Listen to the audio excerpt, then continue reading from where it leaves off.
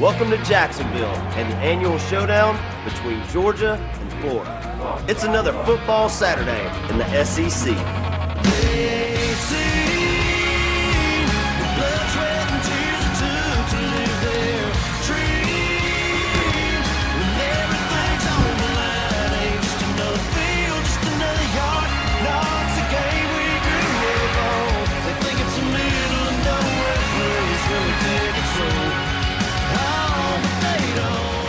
He's headed for the end zone, folks. Touchdown, Nick Chubb. He's going to run again, and he's going to score. He's in. Touchdown, Gators. Ho, ho, ho. It's the Dogs versus the Gators. And this is the Home Depot SEC on CBS. Indeed it is, Jason. Georgia and Florida getting set to do battle. It has been another unique week around Florida's football program. But more on that, third member of our team, Allie LaForce. Allie. Guys, there's been a lot of distraction and confusion around this Florida program this week, starting on Monday when Coach McElwain said that him, his family, his coaching staff, and the players received death threats. The university met with him, and he provided no further detail, and he has yet to expand on the situation. And when he was asked about it later in the week, he simply said he regretted bringing up the threats, and it was, quote, a teachable moment. On top of that, this morning, rumors started to swirl that there was talks of a contract buyout. Now, Athletic Director Scott Strickland firmly denied that, and I can confirm that Strickland met with McElwain before the game to assure him that there was no conversations between him and McElwain's agent, Jimmy Sexton. Now, we asked Coach point blank, we said, has this affected the preparation of your team leading into this week? And guys, he simply said, we have to wait to see till kick to figure that out. That kick is moments away. Georgia won the toss and deferred. Florida will have the football first, Gary. Or as they like to say, another Saturday in the SEC. Wow, it's just like a soap opera Exactly. every week. This is what we do here. Nice day in Jacksonville. 82 at kick. Partly cloudy skies. As I mentioned, the series history depends on who you talk to. If you're talking to somebody from Florida or Georgia, but this is how it stacks up. Georgia leads the all-time series with the last 3, and 21 of the last 27 have gone to the Gators. Well, big guy, this is your game. This is one of the few you've never done, right? Can't wait. You got it. Enjoy it.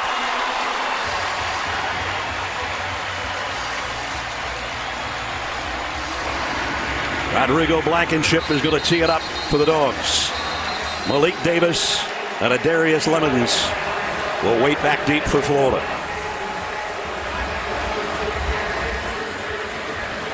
Dog and Gator fans wait 364 days for this moment. Well, that wasn't pretty. Georgia started out with 12 men on the field. That's one too many. Now we got it ready to go.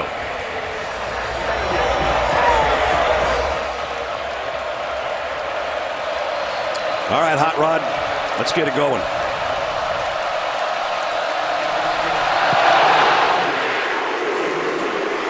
And this one won't be returned out of the back of the end zone, so Florida will bring it out to the 25-yard line as we check the Chick-fil-A starting lineups. And it all starts with Felipe Franks, who's had a tough year. It's been a struggle, Gary, just on some of the normal throw and catch type pitch and catch throws. You know, I visited with Doug Nussmeier, his offensive coordinator, on the field before the game. I said, Doug, come on, what's up? When's he going to take the next step? And he said he has to get his feet and his eyes working together. He said his feet are going one way and his eyes are going the other way. Until he figures that out, he's going to struggle. There's his offensive coordinator Gary's talking about. So the first snap will be at the 25. Thompson and Davis will flank Franks in the Gator backfield. That didn't look right. And a flag down.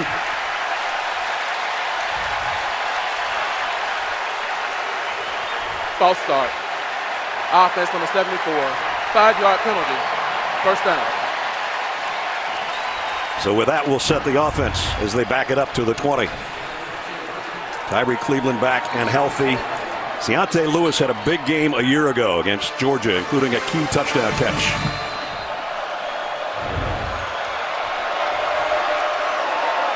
First and 15. And that's Lewis in motion out of the backfield. Malik Davis. Georgia stretches it out. He goes down. John Atkins makes the tackle after a gain of about a yard. As we look at the Georgia Bulldog defense, Trent Thompson back, and he can create some havoc on the defensive front for the Dogs. Didn't play a week ago. Back in there on that front wall. We'll check the rest for you on a second down and 13. Franks, plenty of time, throws in and out of the hands of his intended receiver. Tight fit for a play that was going to be short of a first down. You got 3rd and long. You're making about a 6-yard pass, and you're sticking it in between coverages. That's not a lot of reward for a huge risk on that throw. Reggie Carter, the linebacker, is the guy that broke it up. And now it's 3rd and 13. Florida 33% on their 3rd down conversions this year, and they haven't been great, especially in long yardage situations like this.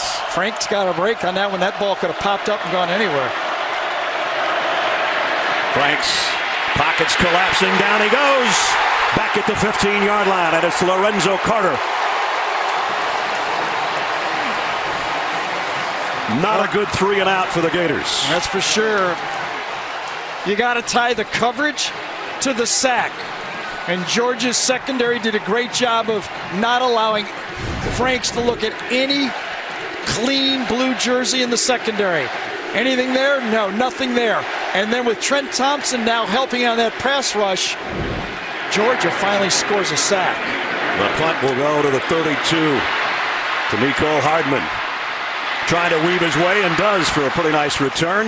And it's going to be great starting field position for Georgia with their offense for the first time today. As we take a look at the Chick-fil-A starting lineup for the Bulldogs. And it all starts with their true freshman quarterback, Jake Fromm. He's been pretty special. And you know, Brett, I just think he's going to yawn through this game because this stage is not going to be too big for him. You play at Notre Dame, you come into this game and say, listen, this Florida defense may be good, but I'm not going to be intimidated by this place. I played a night game in South Bend. I'm just going to go out here and ball. And you saw in that Tennessee game that we did, he added the ground game to his repertoire with a couple of touchdown runs. First down from the 47. So it's load the box with a safety 20 yards deep. Nick Chubb, the single setback for Georgia. Nick will get the carry. And he's going to have to really push to get 2 yards. As we look at the rest of the offense for Georgia, Javon Wims has become a big play wide receiver. Half of his catches this year have been 20 yards or more. Second down and 8 from the 49.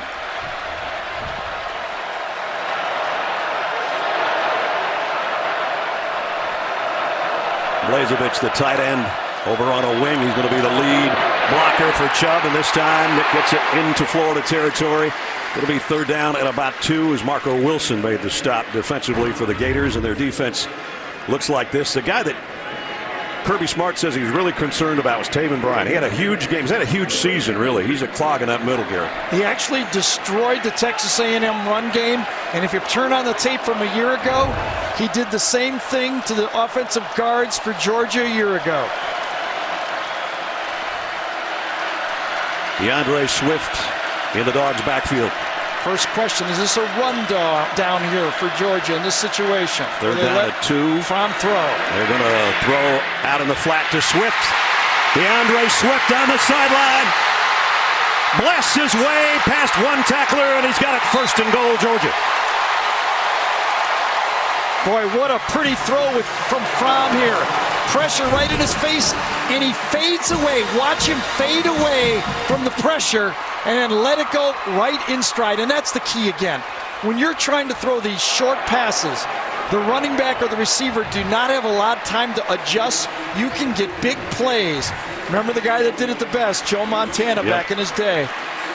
That's Swift's 10th catch of the season. It's good for 39 yards and a 1st and goal at the 6-yard line. 2 tight ends, Blazevich and Nauta, both line up on the left. Nick Chubb back in the backfield. He'll get the carry. Straight up the middle. He's in. Touchdown, Georgia.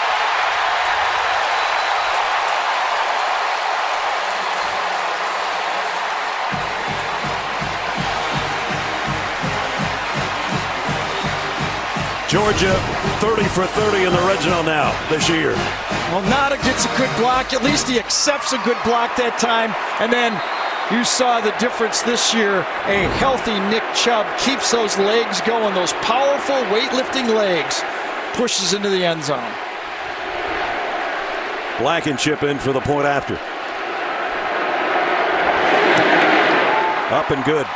Just like that, 3.5 minutes in, the Dogs have a touchdown.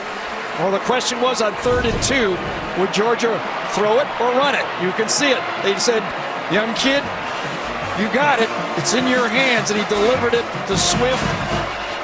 And when you give it an opportunity right there, you can make it go.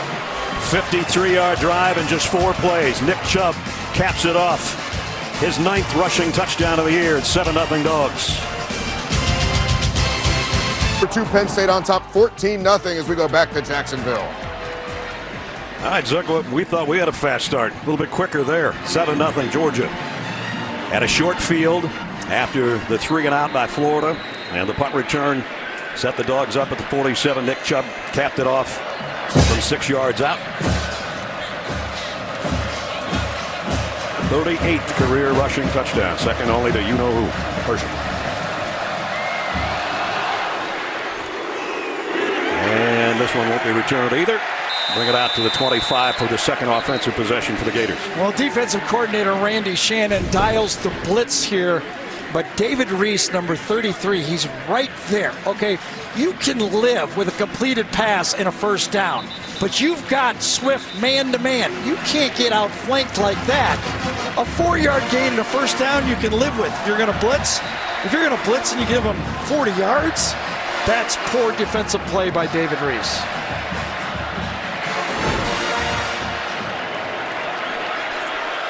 So Florida's second offensive possession.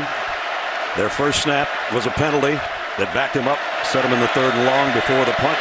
See if they can get something positive here. Pirine. Georgia stretches it out and drops him at the line, if not for a loss. Lorenzo Carter, Reggie Carter. Well, what a great start for Kirby Smart in this football game. They get a 3 and out. They get a sack. They're last in the SEC in the sack. They get great field position. And then on a short throw, they get a big gain. And that run defense that is so familiar, one of the best in the country, second in this conference, just behind Alabama, stops them again. They allow only 82 yards a game on the ground. Second down and 9, empty backfield. Felipe Franks with 4 receivers, trying to find just one. And he's having trouble locating one. Throws it out of bounds. Well, for Georgia fans, they're going, okay, great coverage, not a lot of pass rush. But if you're a Florida football player and you're Felipe Franks, you're again looking downfield and seeing a disciplined zone defense combo unit. I mean, this is what they do, and they'll give you the look of a zone, and then they play matchup zone. And you take a little shot from David Marshall at the end. But at least he threw it away. He's been eating those for sacks earlier in the year. Another 3rd and long for Florida. 3rd and 9. Play action. Franks flushed out of the pocket again. Throws high, incomplete. Intended for Swain, and it's picked off by Georgia. Yep. Dominic Sanders.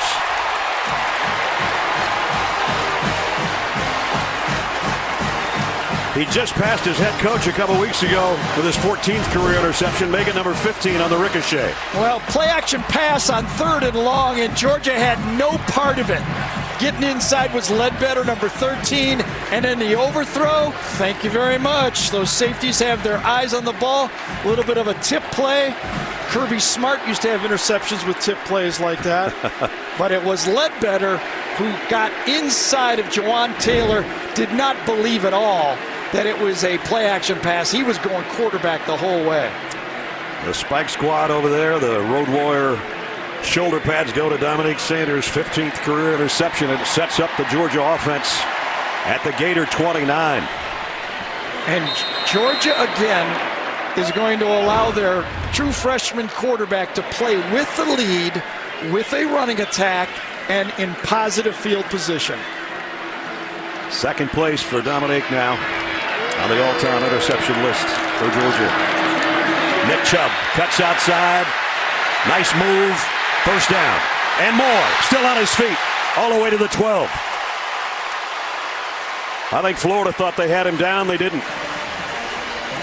Yeah, they might have had last year's version of Nick Chubb down, but not this year's version. This guy's got strong legs and he runs through arm tackles. They spotted just inside the 14. Chubb gets a breather. Sony Michel. Well, one-on-one, all three guys outside. No safety help. Sony Michel with his first carry. It's going to be a loss. Nice job by the defensive front of the Gators. Total blitz look from Florida. Had no free safety in the middle of the field at all. They were playing man-to-man coverage across the board. There's no safety on the field. Look at that. The umpire is the deepest guy in this defense. Well, Sony Michel, who only had 2 yards on 3 carries last year, loses yardage here. Might have got away face mask. They don't call that, though. And it's second down at 14.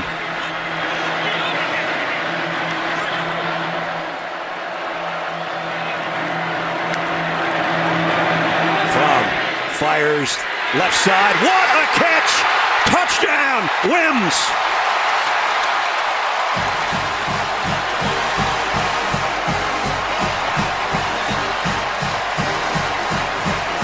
A 17-yard touchdown pass from Jake Fromm.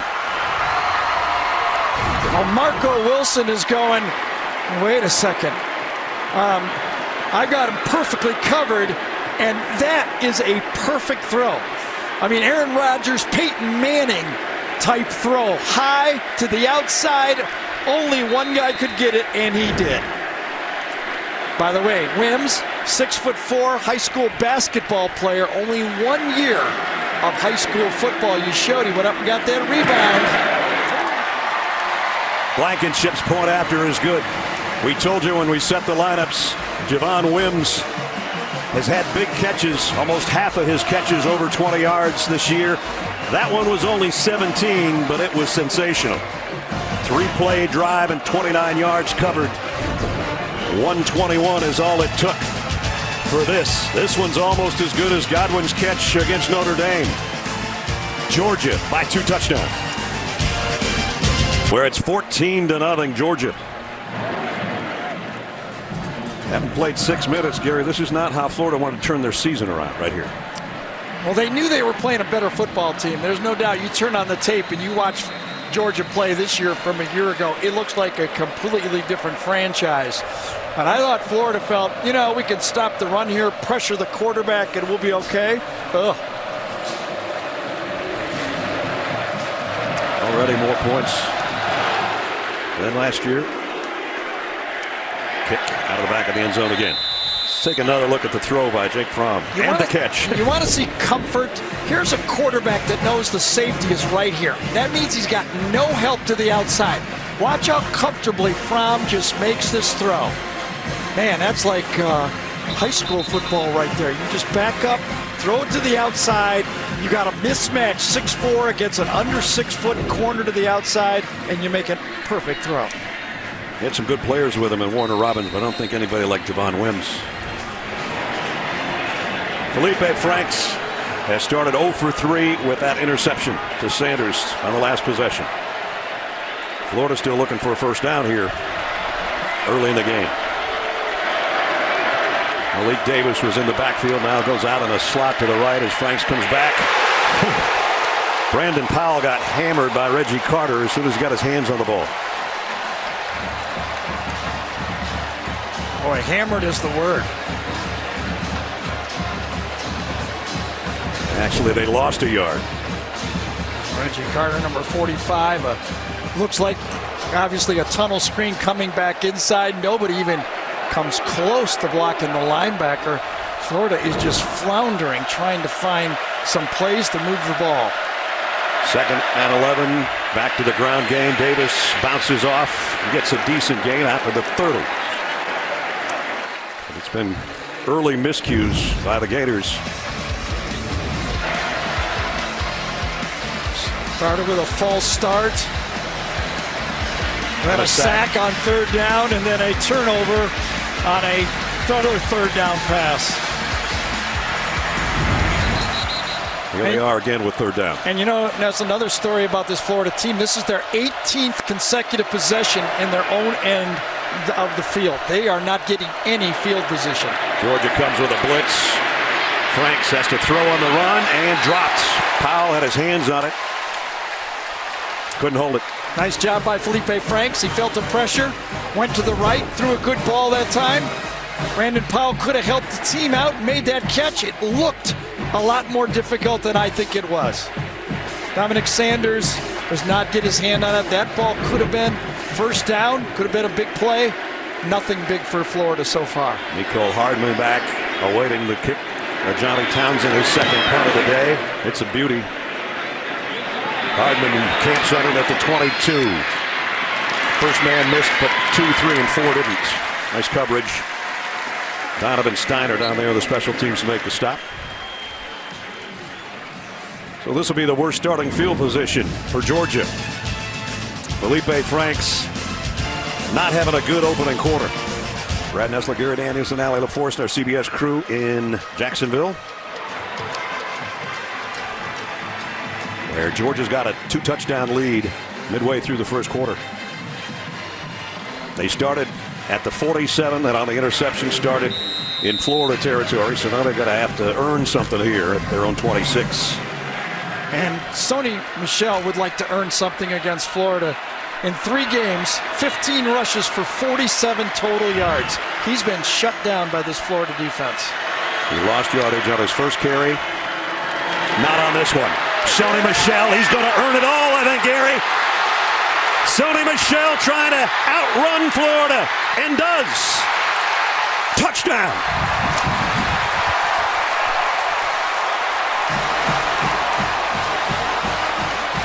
"74 yards. So you're frustrated. You've been nicked against these guys. There have been no holes. You come back for one more year to show Florida what you got, and you give them what you got right there. What a run. What a well-blocked play.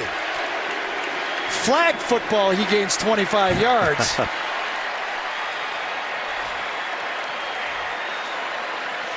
Let me recalibrate his stats over Yeah, here. that's a lot better now. Yes.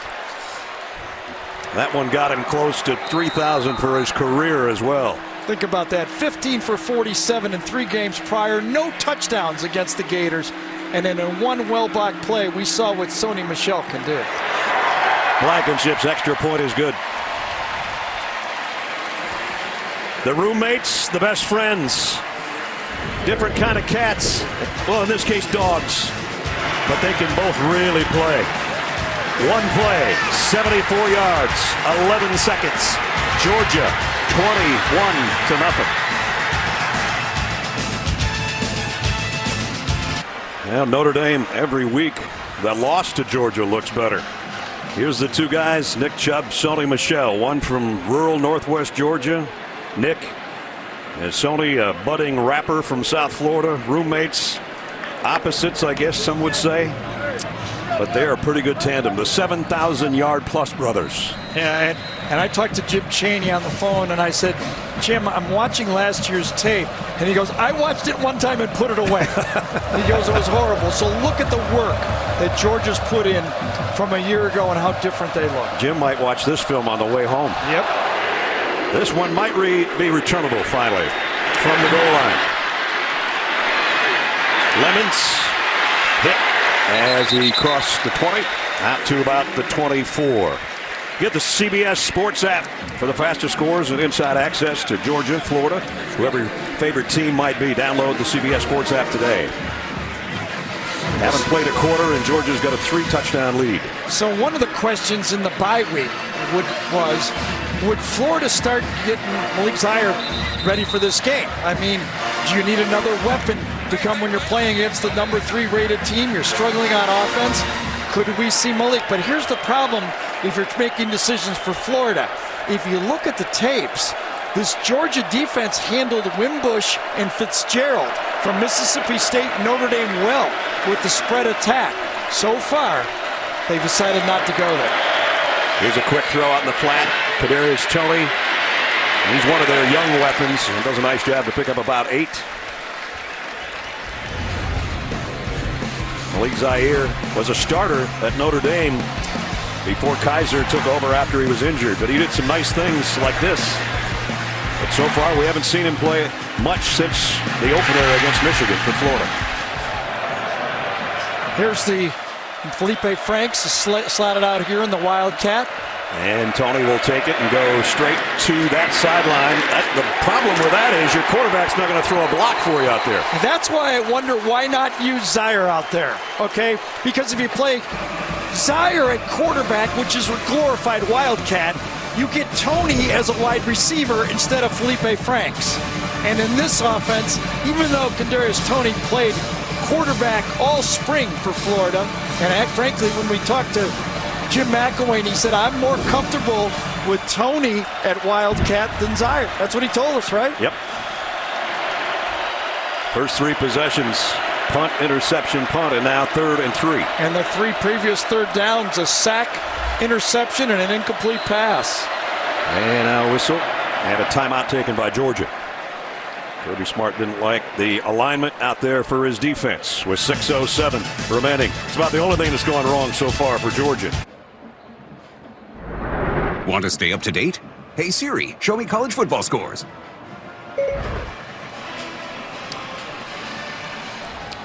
So after the timeout, 3rd down and 3 coming up for the Gators. Still looking for their first down of the game. And 3rd down has been especially ugly.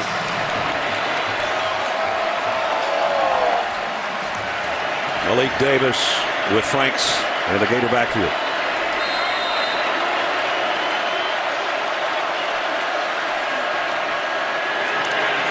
And he's going to get their first down out at the 39-yard line. Malik is number 1 among freshman tailbacks in the conference in rushing. Oh, interesting look from Georgia that time. They brought 2 secondary players on a blitz from off the slot, and that kind of opened up the play. They were thinking pass all the way there, was Georgia.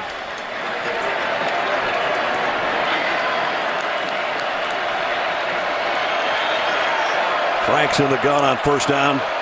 Powell in motion. They fake it to Davis. Franks in trouble again. Georgia giving chase, and they're going to run him out of bounds after he got back to the line of scrimmage. Well, I tell you, Kirby Smart made a name for himself coaching the secondary at Alabama. Watch this secondary blanket with Florida routes. Now, I got to say, there's not a lot of pretty routes out there, okay? There's no high-lows. There's not a lot of triangles, meaning a guy at the top of the triangle with 2 short throws. It looks a little haphazard in the passing game, and Georgia's taking advantage of it. Kirby coaching up Malcolm Parrish on the sideline as the toss goes to Davis, trying to get to the edge. Georgia drops him at the 45-yard line. Do not blame Florida for trying to get at the 3rd and medium again, though. They know 3rd and long has been death. They want to get into the situation where they can run or pass.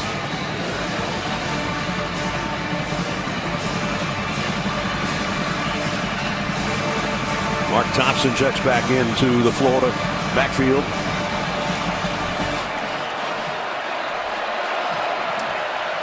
It's the 3rd down and manageable that Gary was talking about. 3rd and 4.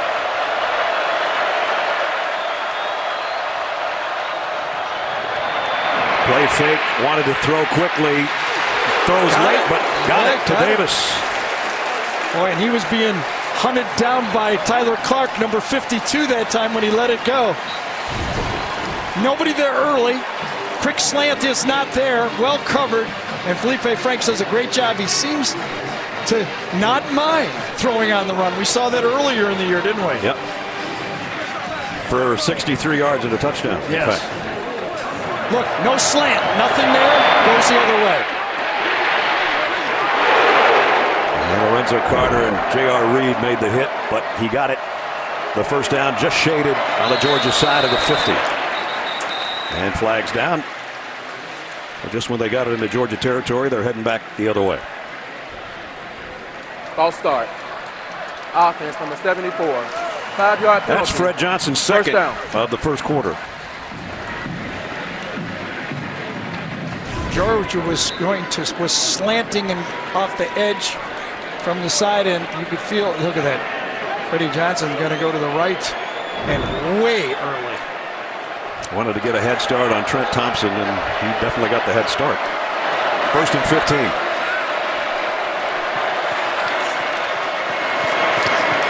Shovel pass inside to Goolsby. That's going nowhere. Did the play fake to P. Ryan and then shoveled it, and David Marshall was waiting on it. And you see the frustration a little bit there, shaking his head as if to say, we thought we had something working on that one. And instead it's second down at 16. 3 minutes remaining first quarter that's belonged to Georgia. Well, they got Cleveland back on the field, not out there right now. They missed him badly in the passing game, but so far he has not been a factor at all in this game.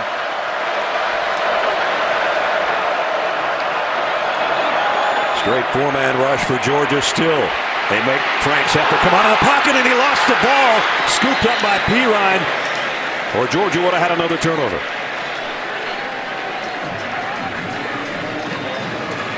How many times is Felipe Franks going to come out of the pocket?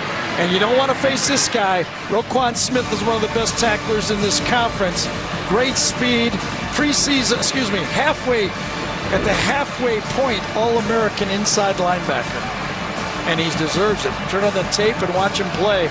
Looks like a reincarnation of Reuben Foster playing inside linebacker for Kirby Smart and Mel Tucker. Led the Dogs in tackles last year and is doing so again this year. 3rd and 10.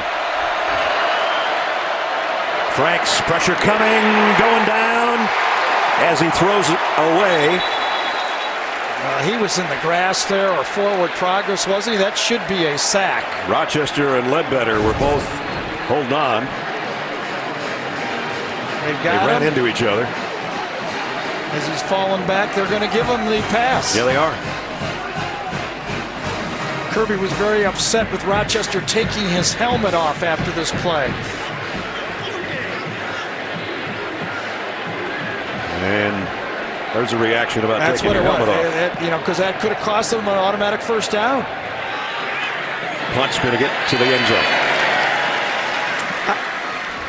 1:40 remaining in the quarter. Let's check in with Allie. Guys, Florida gave Georgia some bulletin board material this week, if you will. When they found out that the fans were doubting their ability to compete against Florida, they took to Twitter. Josh Hammond tweeted, they may be the #3 team in the country, but they can't beat Florida. Then Chauncey Gardner tweeted his thoughts on Georgia quarterback Jake Fromm, saying, he's throwing simple passes. I get it. Anyone can throw a slant. I think they're eating their words now. The way Georgia responded was Kirby asked all of the players to stand up in the meeting room. If they've beaten Florida, not one player stood up. So that was their motivation coming into today's game. And I hear the Georgia players on the sideline right now saying, where's that bulletin board? We'd like to see that now. Well, that one pass that Jake threw for a touchdown was not an easy slant. That was a beauty. One of 3 touchdowns in this quarter. Now it's Nick Chubb. Chubb takes it outside. Drags the Gators with him for a first down. Sometimes so they had 21 yards last year. They got 111 right now between Sony and Nick right now. And it goes back to 2 years ago when in this game Florida ran for over 400 yards. Then his first year, Kirby Smart comes in, holds him pretty well last year against the run. Still, Florida wins the football game, and now you can continue to see the growth with this Georgia football team. There's the graphic I was just talking about. 111 on the ground, and Chubb looking for more. Nick found an opening, and Chubb going to take Chauncey Gardner for a ride.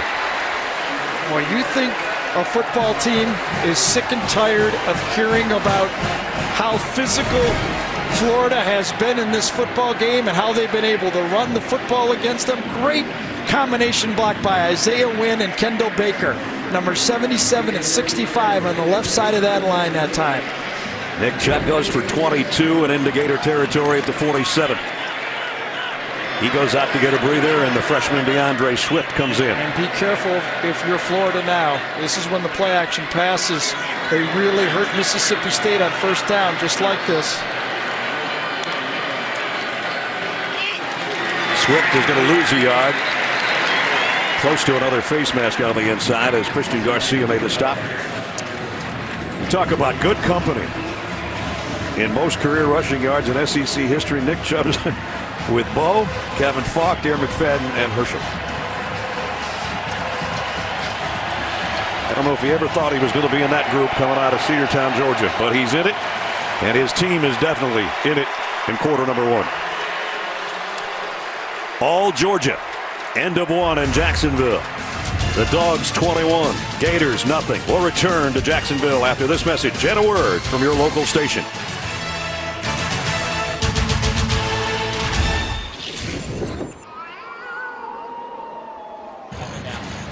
Uga salivating over that first quarter. I think he had some Gator bites there in that first 15 minutes. Most against Florida since 1942 in the first quarter. As we start quarter number 2 with Georgia in Florida territory. Second down and 11. And everybody jumps. Fromm's going to throw, but this one's dead. And Terry Godwin made the catch. Back to start the second quarter. Partner, we've been in this situation where we've had 0 on one side of the score too many times this year. We've seen some pretty good teams named Alabama and Georgia. That's right, we? yeah. You know, it's a worst case scenario for Florida. They came into this game saying, can we get the lead and try to pressure the young quarterback?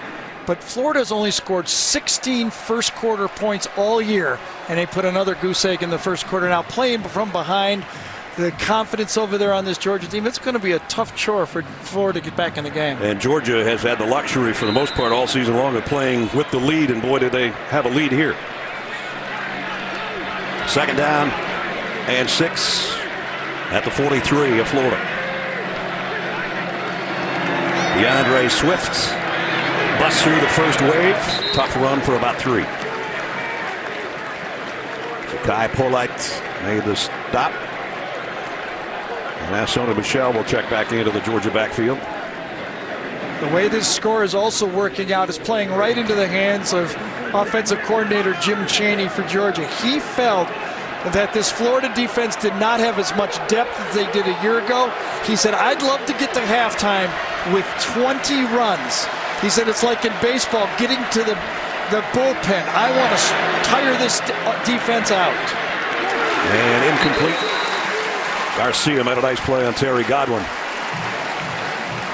So a 4th down coming up for Georgia, and they'll have to punt for the first time today. Yeah, and Florida's going to stay, defense stays on the field, just putting a returner out there, but the rest of their return team is their defense. They're playing it safe. That's Brandon Powell back deep. And here right they go. To play it safe. And it's Nick Chubb with Bryce Ramsey under center. Trying to draw him off sides. Ramsey, the 3rd string quarterback and punter. Yeah, they're just trying to draw him off. And they don't get the job done that they were looking for. So they'll take the flag. Play of game. Kicking team. 5-yard penalty. 4th down. I remember all those days we used to practice that on Fridays when I was in college or Saturdays in the NFL, the draw them off sides plays, and we used to always go, Coach, this will never work. This will never work. And you know what? Until it works one time. It only takes one time. It'll only take one time. This is a big improved area for Georgia this year, their punting game. Cameron Nizelek. Oh, and they had a brutal game last year in the punt. Averaged 32 yards a punt last year. It was brutal. Nizelek averaging almost 44 a kick. An end-over-end job here that he just wants to keep inside the 20, and he does a great job of it as the fair catch by Powell is around the 13-yard line. 14-12 remaining in the first half in Jacksonville, and so far it's all Georgia. It's all Georgia here in Jacksonville. Let's take a look at the St. Johns River. First 4 possessions, punt, interception, punt, punt. Let's see what possession number 5 brings Jim McElwain and company. They have to work from their own 14-yard line. And another drive started inside their own territory. Think about this. They've only had 4 drives all year begin in plus territory. Wow. 4 all season. Lewis, the tight end, flushes out of the backfield. The give is to nice cut. Pirine. That's his best run of the day. Get the ball deep. Use your eyes as you run. Pirine sees it, gets inside. That time, Bellamy, and makes a good positive play on first down. Got it out close to the 22. Give it to him again. And this time he bounces off what would have been a loss and gets a first down. And we get an update. Adam Zucker in New York. Zuck. All right, Ness. Hey, look, if Georgia and Penn State keep this up, they're going to be very close to each other when those rankings come out on Tuesday. Saquon Barkley and Penn State have 21 points in their game as well, a 21-3 lead in Columbus. He's reached the end zone twice. Back to you. Man, he's good. Man, that's on. It's. I would not have guessed that with all those athletes Ohio State has, and he continues to do it. And just when Florida gets a first down, they're going to back up the other way. Antonio Riles. And it must be that spot, False that start. right guard spot. Offense. It was Fred Johnson twice. Right. Penalty. And Antonio First Riles down. comes in for Johnson, and he does it. It's standing right to the right of Felipe Franks. He must enunciate more to the right or something. So first down at 15 now. It's not a laughing matter. No, it's not. If you're a Florida fan, that's for sure. Holy cow. Long stretch play to Pirine. Got the edge. Good run. Got the penalty yardage and then some back. And it's so tough with this offense for McElwain. I mean, you know, the Florida fan went through 3 years with Will Muschamp, so frustrated with their offense. They were ranked 103rd, 114th, and 93rd in the country in offense. So McElwain comes in, quarterback trouble again. In his 3 years, they've been ranked 111th, 116th, and currently 102nd. You don't like these triple digits. No, that's 6 years of misery. Throw across the middle and a good pitch and catch. Mark Thompson has got the first down, so they'll move the chains. And you know, the suspended Gators this year, of course, that hurt them so badly. Antonio Callaway, their big play guy, Jordan Scarlett would have been their starting running back. 7 of those Gators now have agreed to enter a pretrial intervention program that would lead to the dismissal of the third-degree felony credit card fraud charges for each. Basically a voluntary probation during a 12-month period. So a step back for those guys. Yeah, and watching the game last year, Antonio Callaway scored a touchdown. He was returning punts, you know, such an important part of this football team. Really let his teammates down. Felipe with Lorenzo Carter chasing again. Wants to throw back the other way or run back the other way now. And he had a 79-yarder last week. He's got a first down one here. Still going down the sideline. Great run. Nice help, the blocking on that backside. There's some flags down here, though. Let's see what happens at the end of this run. Felipe Franks again shows you why he was so highly touted as an athlete. Big arm, can run well, avoids tacklers, but downfield, like it looks like it was Goolsby who was holding on the play. Or was it a clip? I'm not sure, one of the two. Could have been Dre Massey, or it could have been Goolsby. Choose one. James Carter's our referee. He's going to choose for us. There were multiple fouls on the play. Illegal block in the back.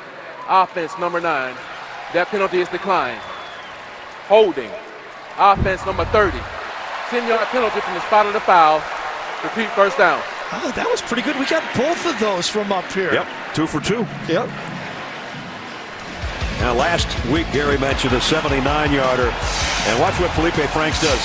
He's going to cover some serious ground, weaving back and forth and through would-be tacklers. Going to hang another right here pretty soon. So all in all, there comes going back to the right side. 79-yard run, but he traveled 117 yards, we figured, in 17 seconds. That was a long run. You had one of those back at Purdue, I didn't you? did, where I got tackled by a defensive tackle downfield. Never lived it down. And a tough run by Mark Thompson. Not like I remember it or anything. No, it was 50 years ago. Didn't you go for like 214 in that game? Something like that. Yeah. Still a little winded.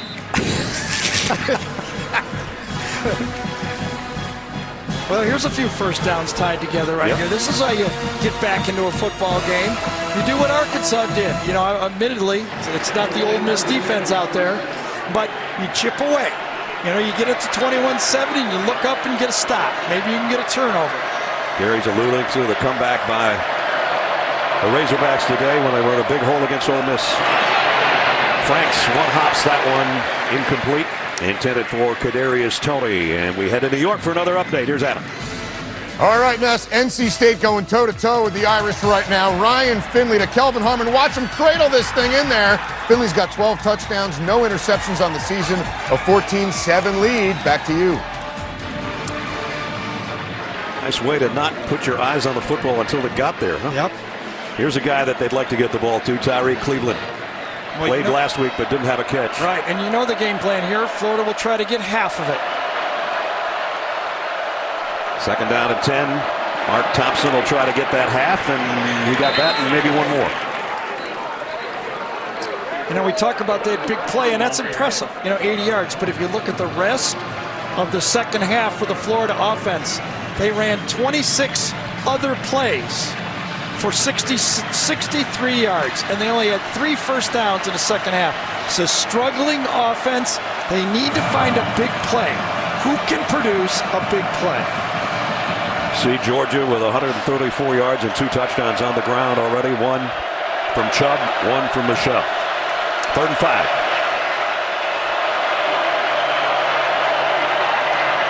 Franks throws, good throw, good catch, and a first down, Dre Massey.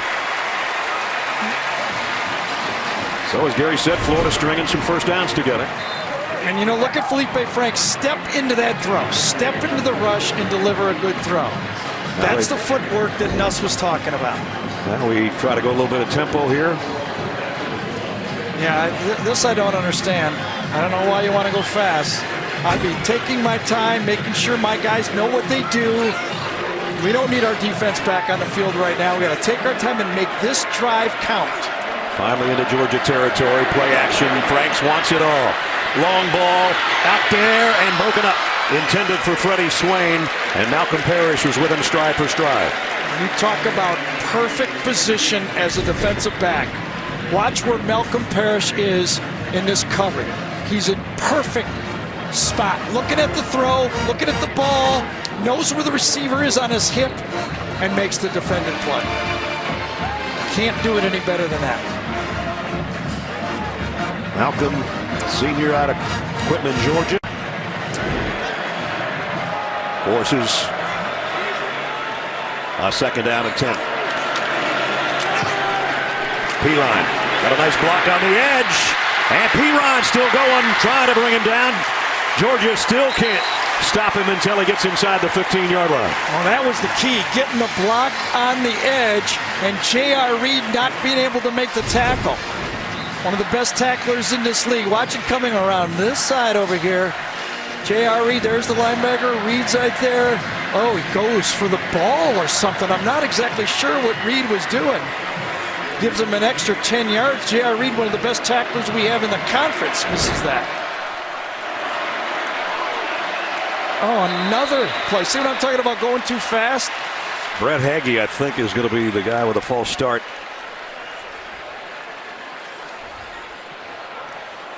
False start. Offense, number 65. 5-yard penalty. First down. Now, you could have called it on anybody, I think. That's 4 of them, but when you're going fast, that is cool. I mean, you can make the defense sweat, but you got to do it yourself first. You see what Jim just said? That's 4 of them, just like you just said. Yep. Florida red zone, 15 trips. That is number 124th in the country in the red zone, brought to you by Verizon. This run's brought to you by Pirine. And LaMichael has it down inside the 7. Well, they'll hurry up now. They will hurry up and go again. Probably run the same play.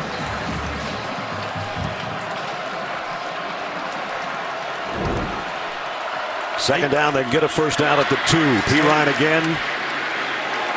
This time David Marshall made first contact. And Bellamy and company helped him clean up. That is a technique a lot of teams use. If they have success on first down, they come back on second down with the same play. The problem is, if you don't fool them, now you got the key down 3rd and 3. And if you're Jim McElwain right now, you got to be thinking, are you going to make this 4-down territory if you don't make it here? 21-0 score. Can you afford to kick a field goal?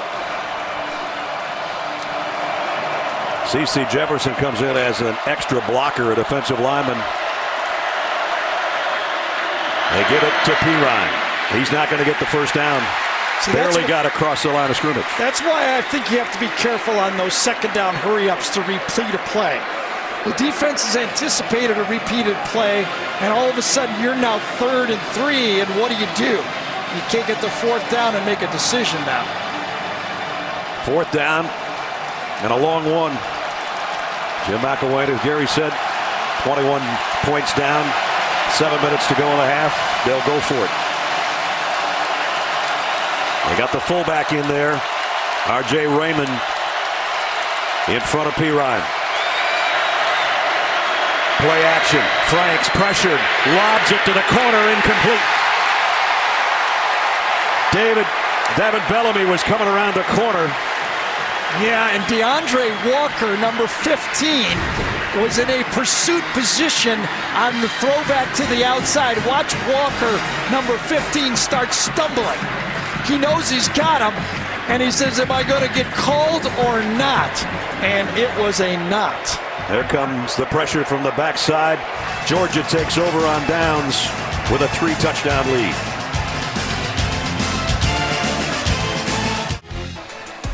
That last drive by the Gators, they got it going with Pirine on the ground.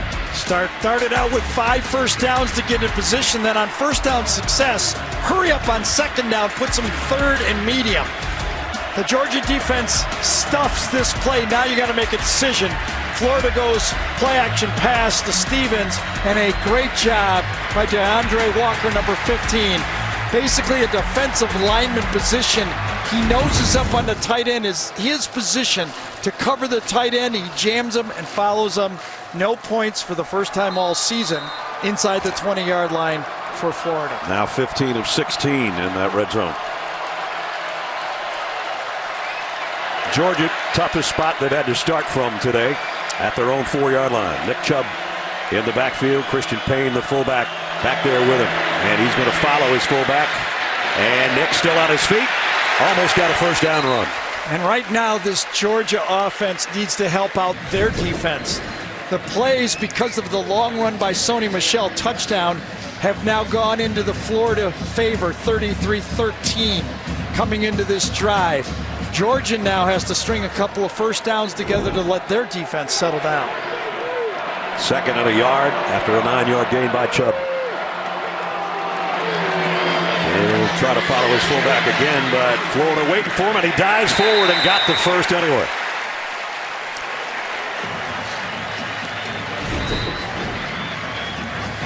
Bounce it.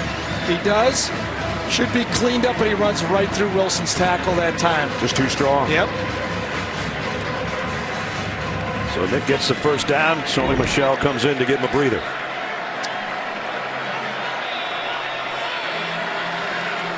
Nick's got 74 on his carries. Sony's got 74 on 1 carry.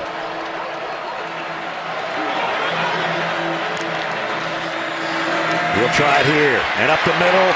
Broke a tackle. Sony Michel all the way out across the 30 to the 32. I think that's the same play that he popped for a touchdown. Get it inside. You got Blazovic in front of him. Leads. It's almost an ISO play from the H-back position.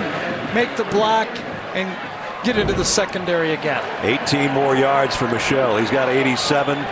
Chubb, as I mentioned, was 74. First down at the 33. Sony will try it again. This time Florida stops him after a gain of about 4. And with 5 minutes to go in the half, time for our Aflac trivia question. Who's the only true freshman Georgia quarterback to beat Florida? Well, we got a true freshman right there, number 11, out here today, and he's on his way to beating Florida. Well, I can tell you, in my first game in this series, I had a couple of good true freshman quarterbacks playing in that game. Can you remember? I'm thinking. I said playing. I didn't say starting.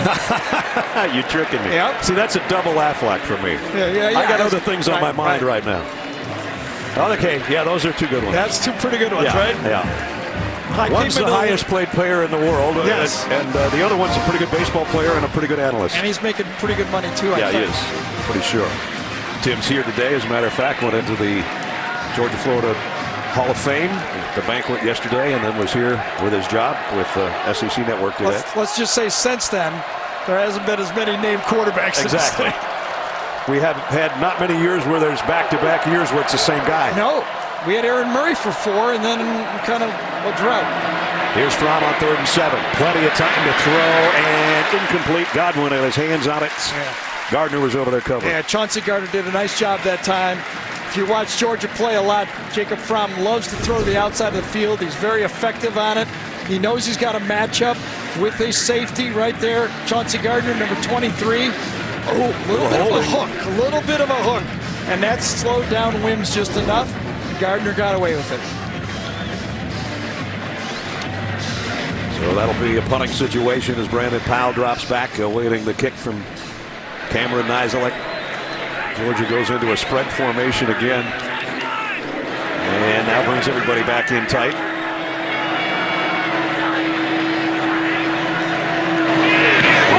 This got the kick away. Powell calls a fair catch, clears everybody out of the way, and Georgia's going to down this inside the 20, down around the 17-yard line. Well, so 3:29 remaining in the half. Florida got close to that kick. They're not close on the scoreboard, though. Coming up Thursday on CBS. Be right there when Jamar Moore stars in the world premiere of the new action thriller SWAT. Don't miss it. SWAT, Thursday at 10, 9 Central. Only CBS. And Adam and Rick and BJ will be swatting things around with the Geico halftime report coming up in a little over 3 minutes. Scores and highlights from the games that are going on, the happenings from earlier, and they'll look back at our first half from Jacksonville as well. So Florida is again in some rough territory back at their own 17-yard line to start a drive. They are, but they've also found some success the last couple drives. They have 7 first downs in the last 2 drives. Again, no explosive plays. Oh, come on, it's not that bad. Kinda. Pirine in the backfield. They fake it to him on the bootleg. Frank's looking to throw. Can't find anybody again, so he'll get what he can, and it's a nice gain. But Thompson rips him down. We check in with Allie. Guys, Felipe's a really silent leader on the sidelines 90% of the time, but his teammates will tell you, like Swain told me, when he gets fired up and he gets in the flow of the game, he's a very vocal leader, and he's our hype guy. That's what I just saw on the sidelines. He went up to his offensive line after that last promising drive, and he said, that's how it needs to be every time. Do not hang your head. Let's get back in this. He's doing a better job as a runner than a passer today, but he's hanging in there. And we've seen him. He's a tough kid. That one hit, when was it, a couple weeks ago when he threw the pass before halftime? Right. Had his helmet taken off. Right now with 2:49 to work. Florida has all its timeouts. And a first down at the 30.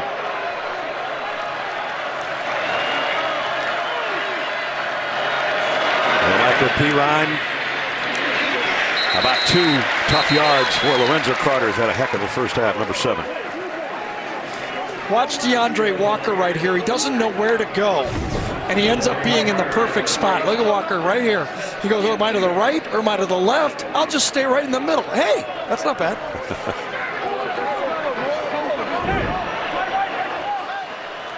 We're down at 2:10 and the clock running. Well, they are pushing DeAndre Walker around, aren't they? He goes from one side to the other, and they shove him back to the other side. Comes a blitz. Quick slant. Oh, man. Got to have that one. Incomplete. Morrell Stevens, who's the intended receiver on the 4th and 1 down in the end zone, should have had that one.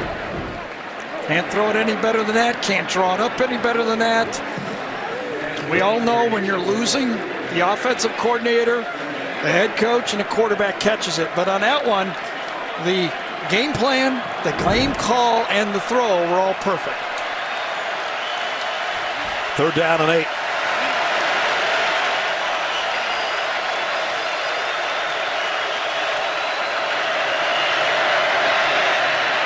Franks in trouble in the backfield and trying to throw it away, and it's intercepted, but the whistle's blew. Yep, whistle's blew. Aaron Davis just trots in the end zone, but in the grasp, the whistle's blew, and it should have been the call.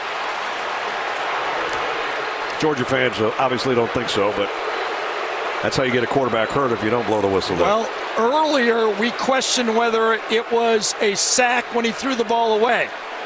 It was in the grass. It'll be 3rd down.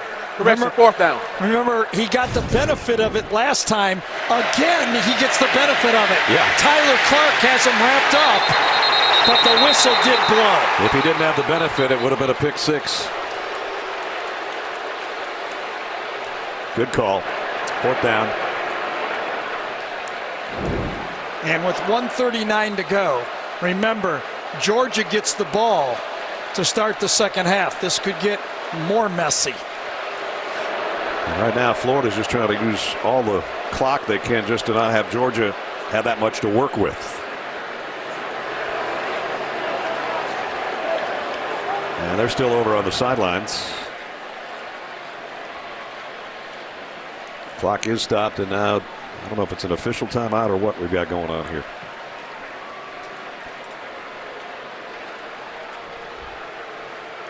Well, we have to bring out the punting team or something, and that's what the referee is saying. Guys, you can't just stand over there. Well, now will Kirby Smart take a timeout here? He's got 2 to work with. Clock is running. It'll cost him 40 seconds if he doesn't. Boy, that's playing it pretty safe, Kirby. 4th and 15.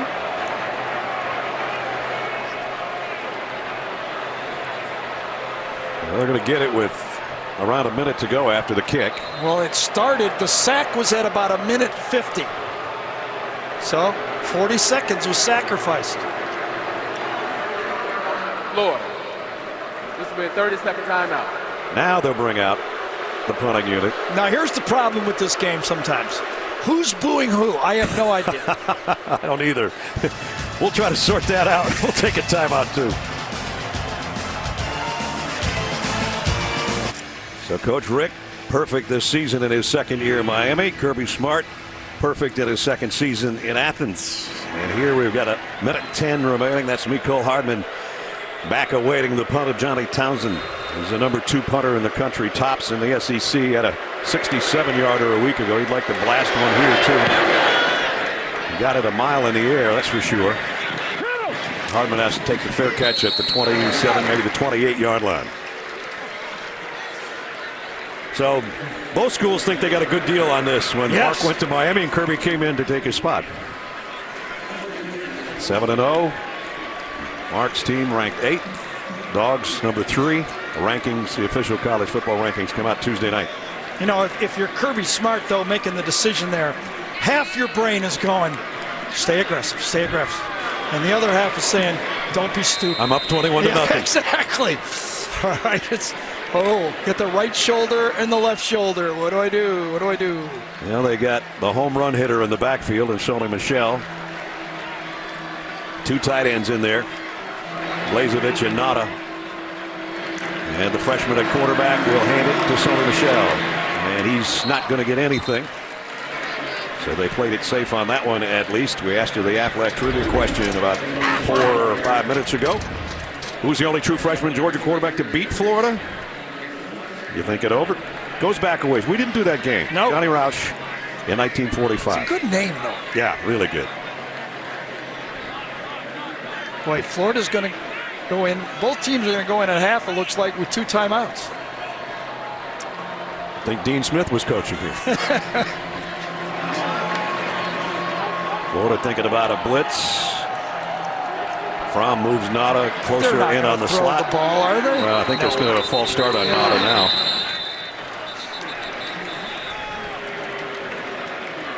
Is that the first Georgia penalty? Yep. No, they had one before. prior. Yep, for 5 yards.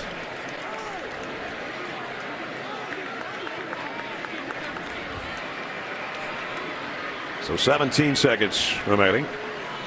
And they back it up. So this is my 12th game here. You and I have done a couple of Oklahoma-Texas games, and you've done others, right? Yeah. And it's similar type feel.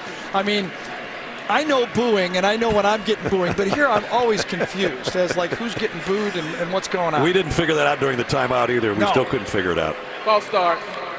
Offense number 18. The foul occurred with the clock running and less than a minute in the half. So we're going to cut 10 seconds off. By rule, there will be a 10-second runoff.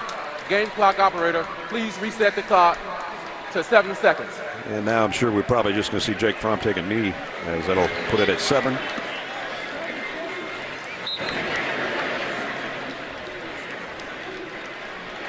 Well, actually, with the clock running, this is don't have to one think of those about it. crazy rules that you can ice the half away without running a play. Right.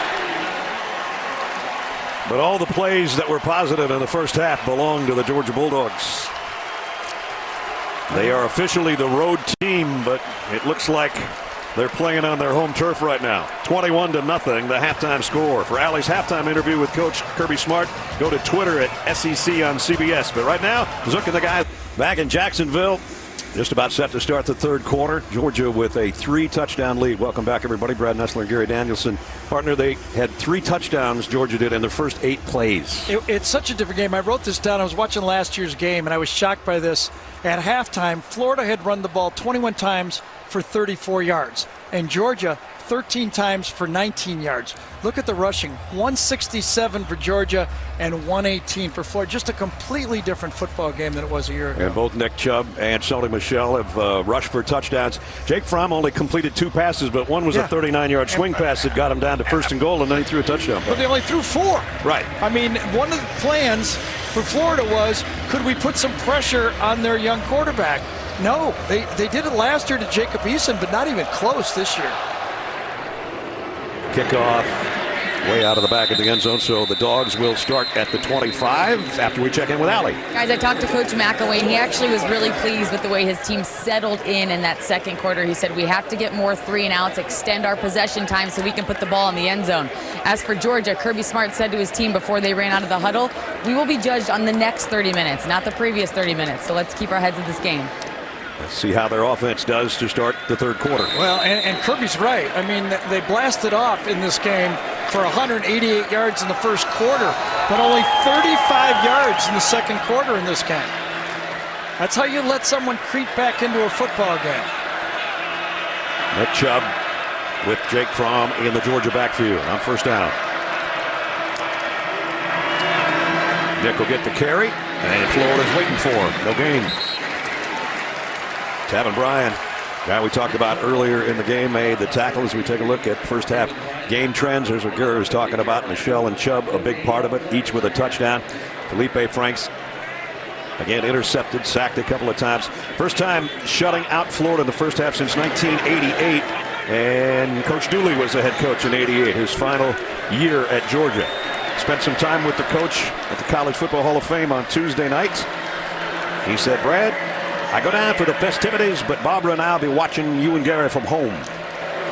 So, Coach, wherever you are, your team's got a 3-touchdown lead, but they've got a 3rd down and 11 upcoming. When you started at it, I thought you were going to go Spurrier, but you flipped it. It was really, really good. It's very clever.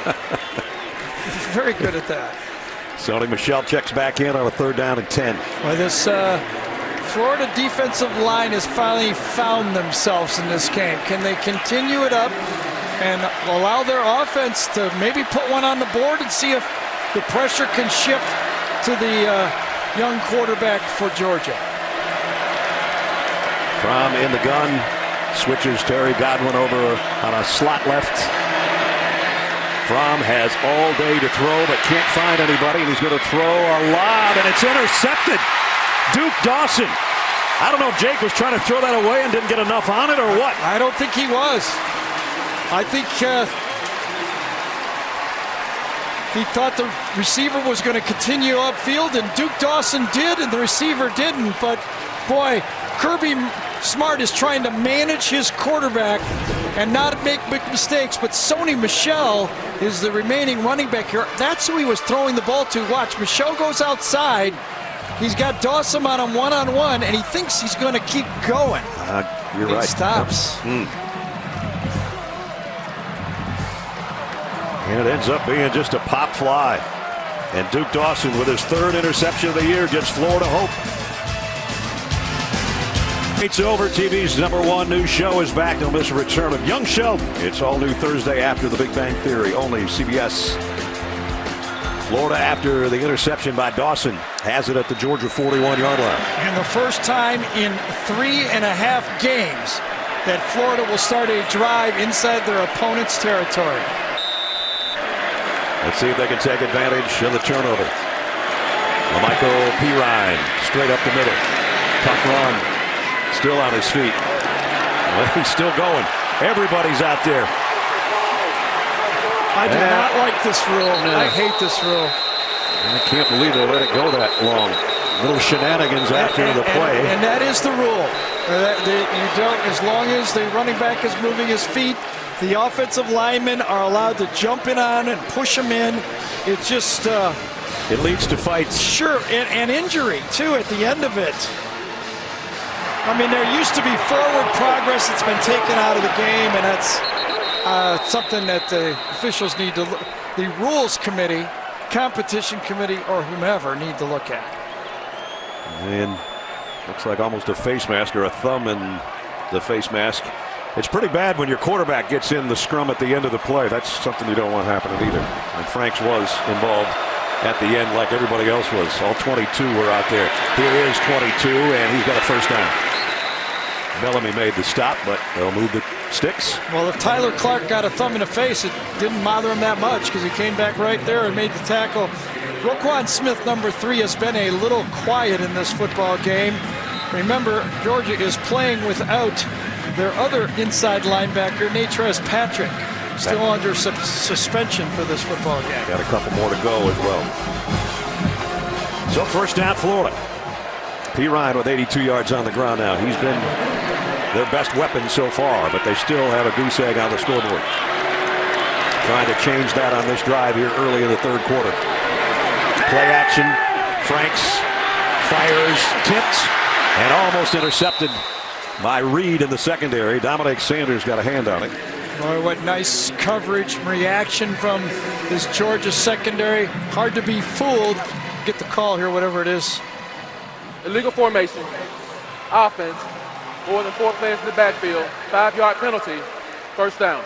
Yeah, the mistake, it was supposed to be an unbalanced line that time, and the Florida player needed to move up the wide receiver to the outside right there. That means they had 5 players in the backfield. And nothing fooled this Georgia defense on that somewhat of a trick play. 7th penalty against the Gators. 1st and 15. Pirine trying to follow his tight end Goolsby down to the 31. So got it back to the original line of scrimmage. Boy, I'll tell you, big Fred Johnson must have put some pancake on someone, because his frustration of being offsides a few times, he let it out because I think he got a big block here.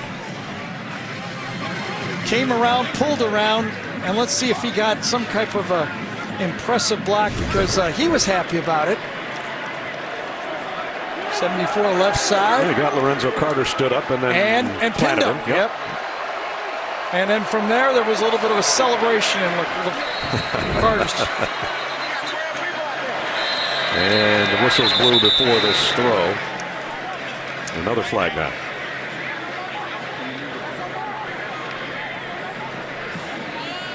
James Carter's been a busy referee this quarter so far. Illegal substitution. Defense, 12 players in the formation. 5-yard penalty. 2nd down.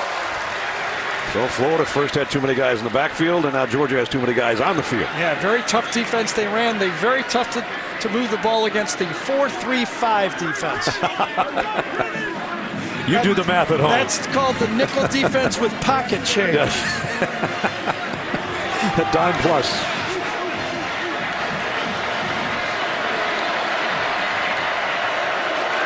fake the jet sweep and come with P. Ryan. P. Ryan is making some really nice cuts. They made Reggie Carter miss the first one there.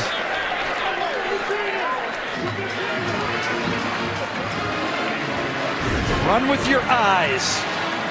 Your feet follow your eyes. Sees it, cuts it. Oh, beautiful. Man, you don't think about those type of runs. Those are instinctive. Well, Michael, cousin of Samaje P. Ryan of the Redskins, former star at Oklahoma. 3rd down and 3. Big 3rd down here for the Gators, trying to take advantage of the interception. Georgia's trying to back up J.R. Reed deeper into the secondary.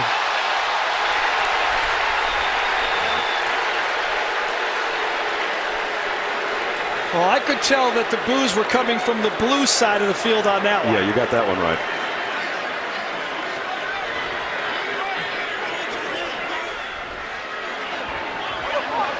Practice snap, false start. Offense 65. 5-yard penalty, 3rd down. And they call it on Jawan Taylor, and then Felipe Franks has to pay the price for it. Yeah, right side of the line right here. Could have just as easily called it on Martez Ivy on the left side. And then Felipe Franks is going to go, oh, wait a minute. I thought we threw a flag. It could have been. Unabated between Lorenzo Carter and David Marshall, who leveled Felipe Franks. Yeah, shoved. Okay, shoved. It didn't look that bad to me, I got to be honest. Draw play, P. Ryan. Here we go now. Now, you going to go on 4th down, or what do you do? Well, I think you have to. I mean, there's a lot of time left. Going to kick a field goal here. Tim McElwain's not happy right now that after the whistle, there's things going on. About a 40-yarder.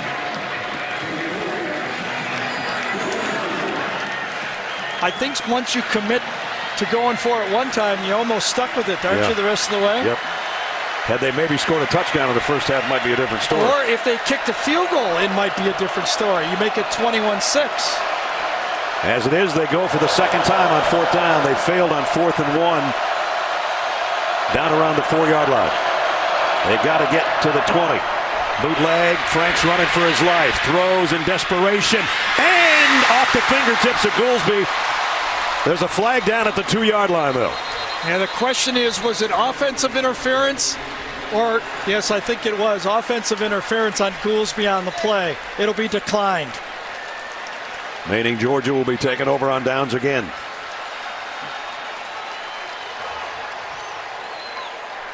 Pass interference.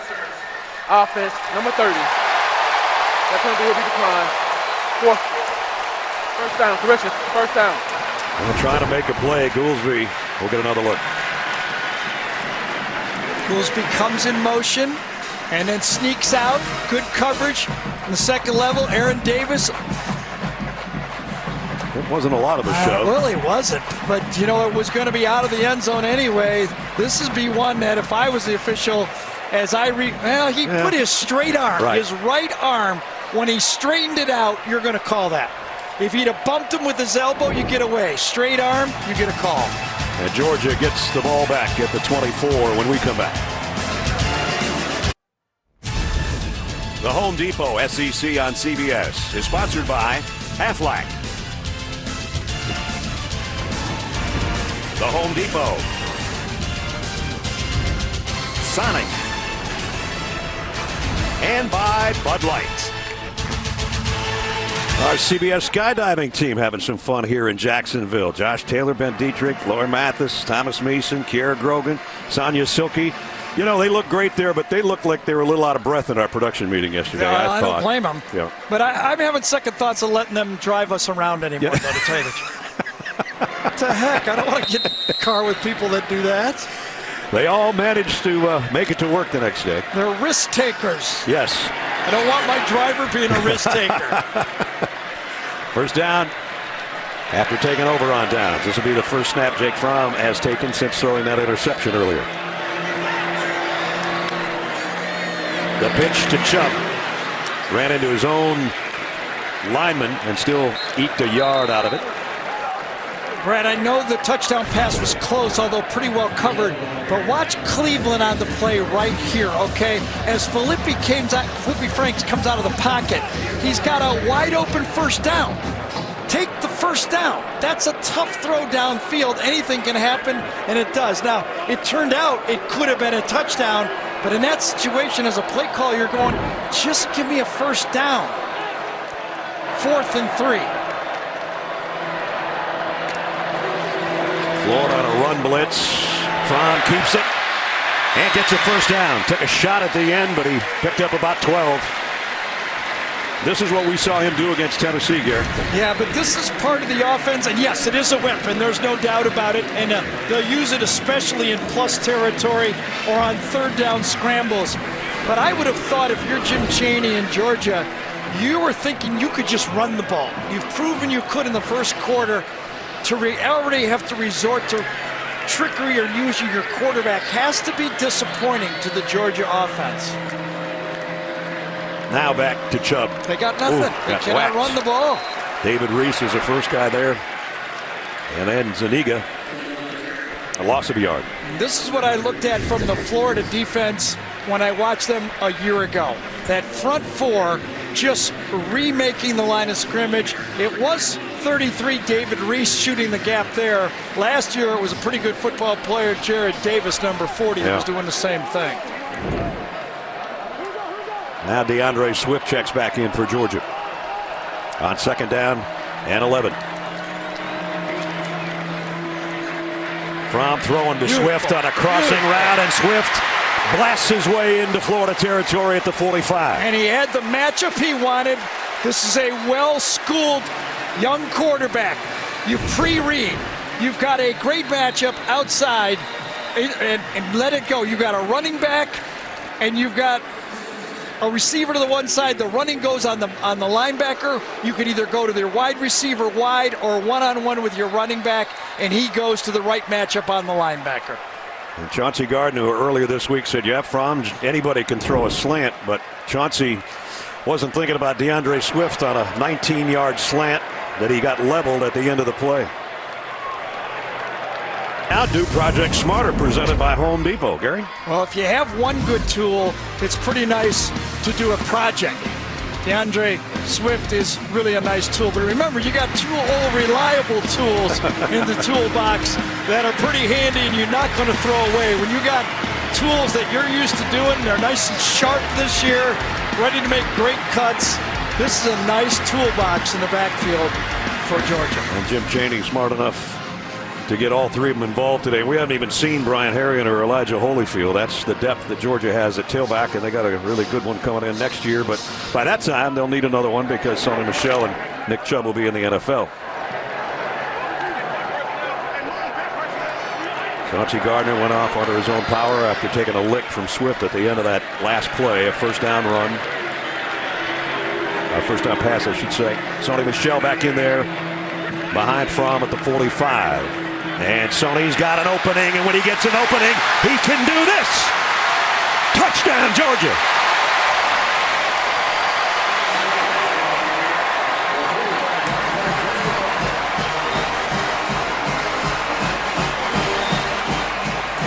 "45 yards for Sonny Michel."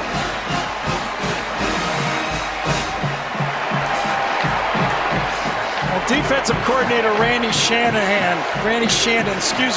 has to be shaking his head. He had the perfect defensive call on.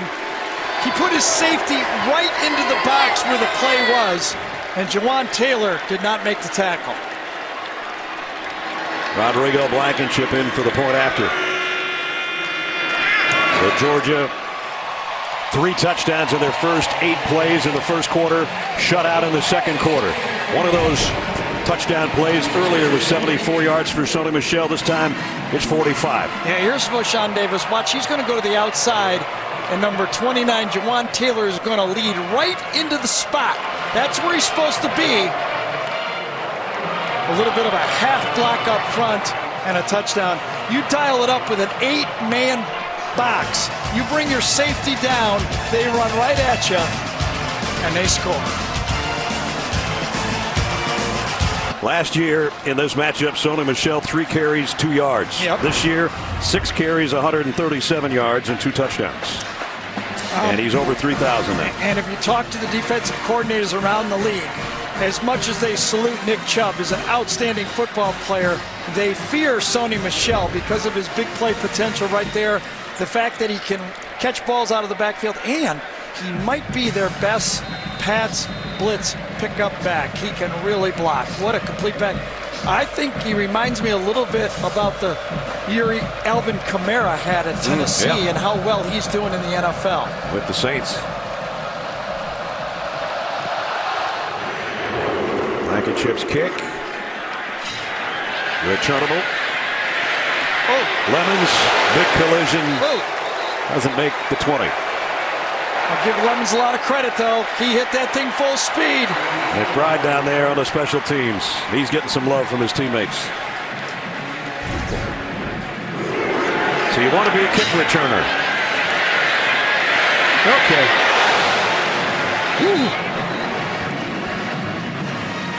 Well, you got to earn your way on the field one way or another, right?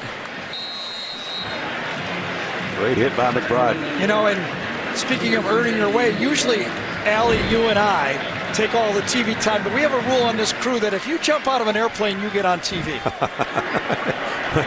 Don't right? look at me. No, but I mean, that's how you do it. It's just one of the rules we have. First down at the 19. Play action.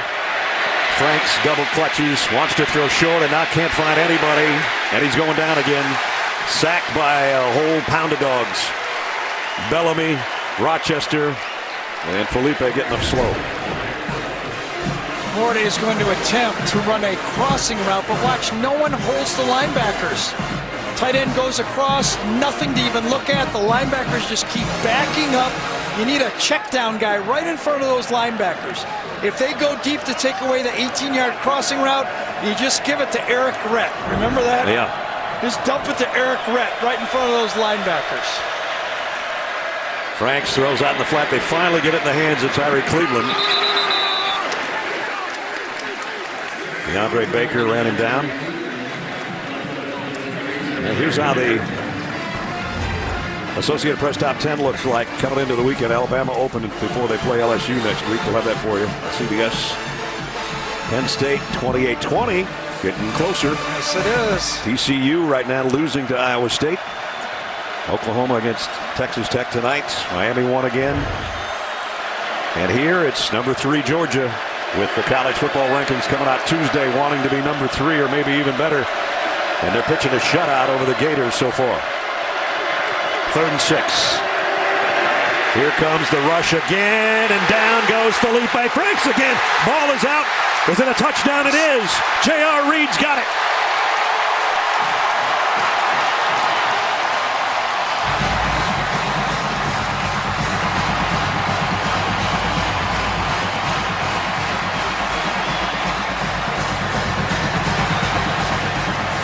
So the Dogs defense scores 1. Well, Tyreek McGee and J.R. Reed are coming off the right side over here. The play was actually made with the pre-alignment for the Georgia defense. They put 2 linebackers right over the center, and then they bailed out of there. They caught the blockers, and that allowed a free pass for J.R. Reed to get back there and produce the fumble. J.R. Reed, who transferred from Tulsa. When he came in, Kirby Smart said, not sure where we're going to put you yet, but we're going to find a place for you. In this case, it's the end zone. At the beginning, number 7, Lorenzo Carter, was sitting right in the gap between the guard and the center. He bailed. That Florida offensive line snuck down to handle him, and then he disappeared. That created the short corner.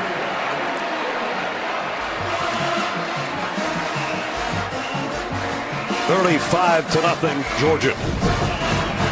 Look at the linebackers in here. That's what drives these linemen inside and create the short corner. The linemen step inside. 2 players come from the outside. J.R. Reed and Tyreek McGee. That produces a turnover and points, as Brad called it. Reed. Jake Rashawn Reed. Jake, his daddy, a great player in the NFL for a long time. His uncle, Dale Carter, who was the #1 draft choice of the Chiefs. they'd both be proud of him scooping up and scoring for Georgia to make it 35-0. Well, we saw Georgia shut out Tennessee 41-0 Right. a little while ago. They're doing the same to Florida right now, two of their rivals. Emmons will bring out the kick again. And he takes another pretty good shot, but he bounces off. What a man. What a man. The way he got hit last time and the way he ran up that ball that time. If I'm a Gator fan, I'm looking at that guy and tapping him on the helmet. There he is from the goal line, bringing it out. Takes a big shot, bounces off, and gets it out to the 25-yard line.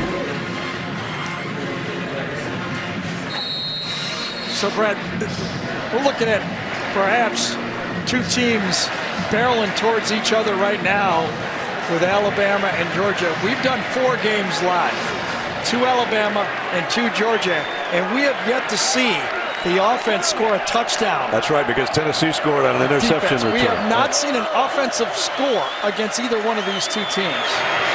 Here's Mark Thompson into the secondary, bounces off Reed. Reed's going to stay with it to bring him down, but a big gainer by Mark Thompson. In the games we've done, it has been, to this point, 180-7.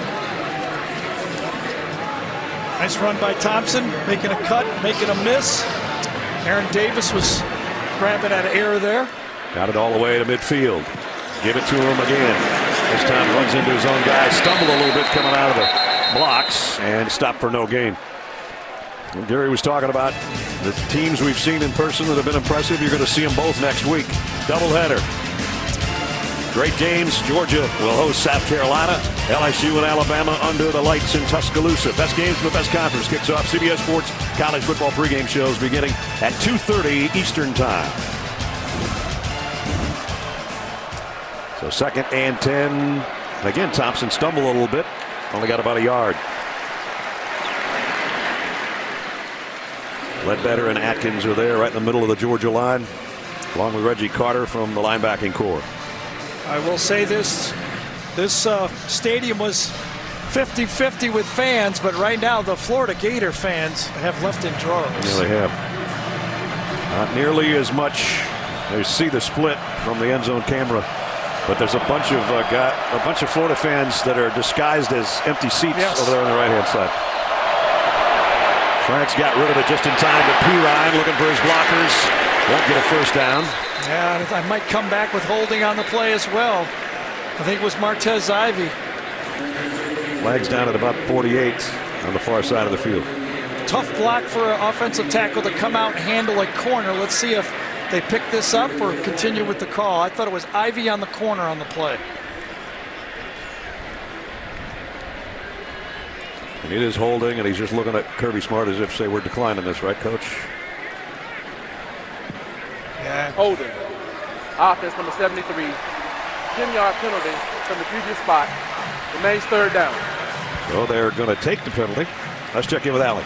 Guys, it is like a giant party on this Georgia sideline down here. They're focused, don't get me wrong, but with every touchdown comes more and more of a celebration. We saw them lift up J.R. Reed, take him to the fans. The fans are chanting his name. They're chanting Sony Michel. The guys are spraying each other with water every time they score, get a turnover, having a great time. So another crack here at 3rd down. And obviously, Kirby Smart feeling that his defense is capable of stopping a 3rd and 19. Sony and Nick over there on the sidelines together. I think he knew McElwain, considering where everything stood, was going to go for it on 4th and short. How far do you got to get if you're McElwain to go for it? Midfield? We'll find out right now. Georgia delayed blitz. Franks in trouble again, and he's going to get hammered down again. And that delayed blitz was DeAndre Walker, and he's the guy that got him.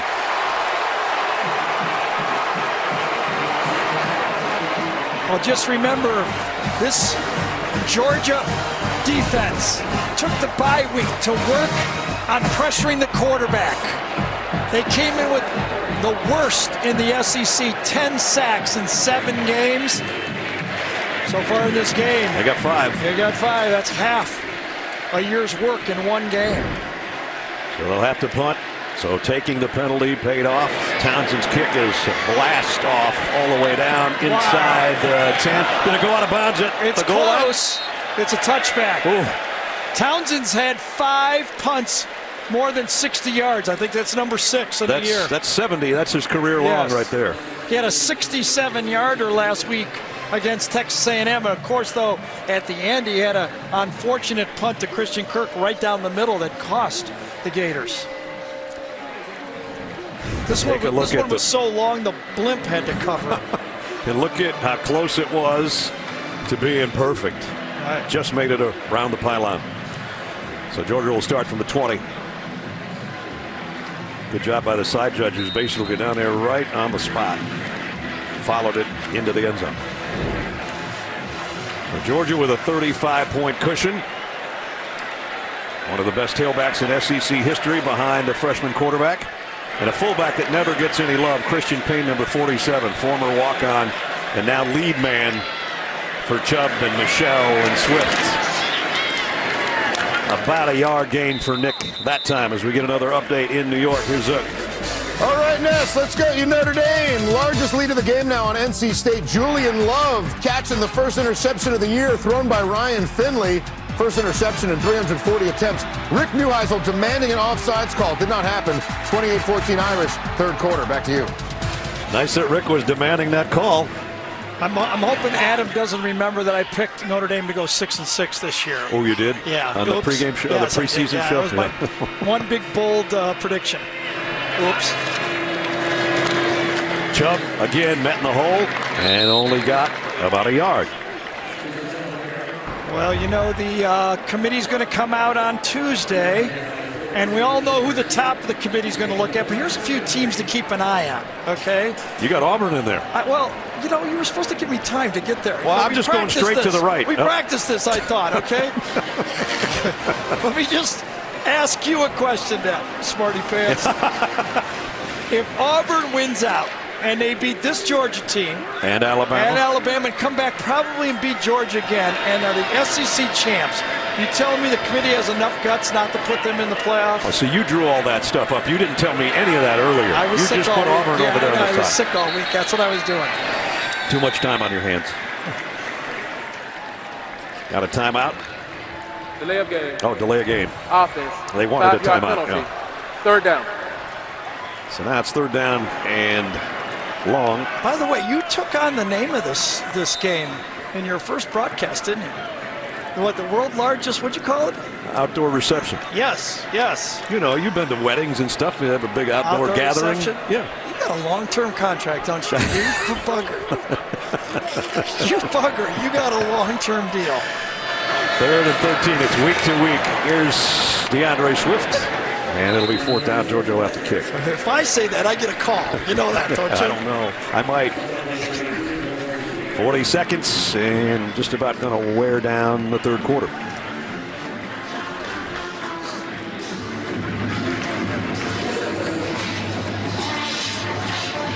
So Georgia might lose a little field position here for the first time today, depending on the length of the kick and what Brandon Powell can do on the return. Boy, hope I don't have to do any talk shows in Gainesville this week. Wouldn't be fun. No, that's not going to be fun. Wasn't all that much fun this past week. No, but I took off. I gave them all to you. Yeah, I appreciate it. Nice enough punt.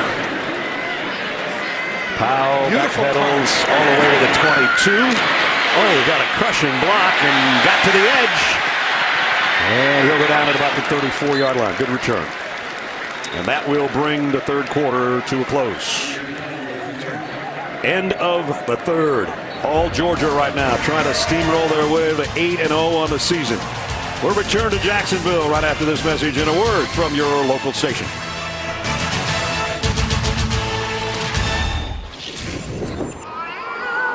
All Georgia as we enter the fourth quarter, 35-0. Georgia pitching another shutout like they did against Tennessee earlier this season. I think they've got a review going on right now as we're awaiting word on what that's about.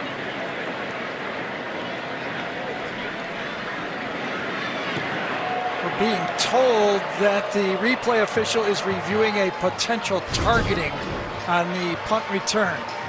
There's Brandon Powell, number 4.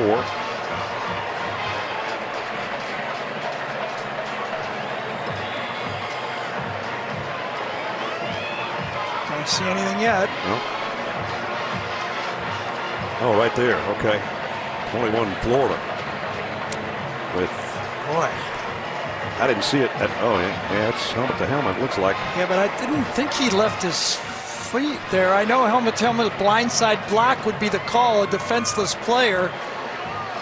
Oh, yeah, his head snapped back pretty well there. And it was Nicole Hartman who got the hit. Remember, there are different rules for defenseless or non-defenseless player. Non-defenseless player at target, forcible contact, the head or neck area.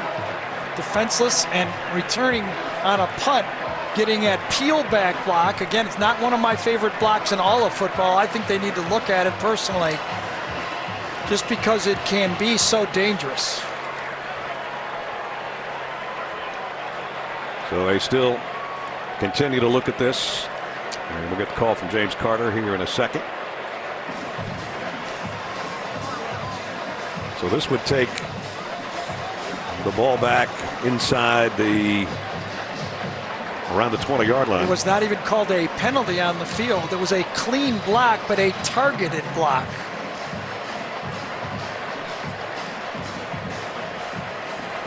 And Burnett would be gone for the game, the remainder of the game, if that's the case. Again, I didn't see this one in live action, but definitely on the replay. Well, he had his left foot on the ground, and it looked like he tried to hit him with his shoulder, but their helmets did connect.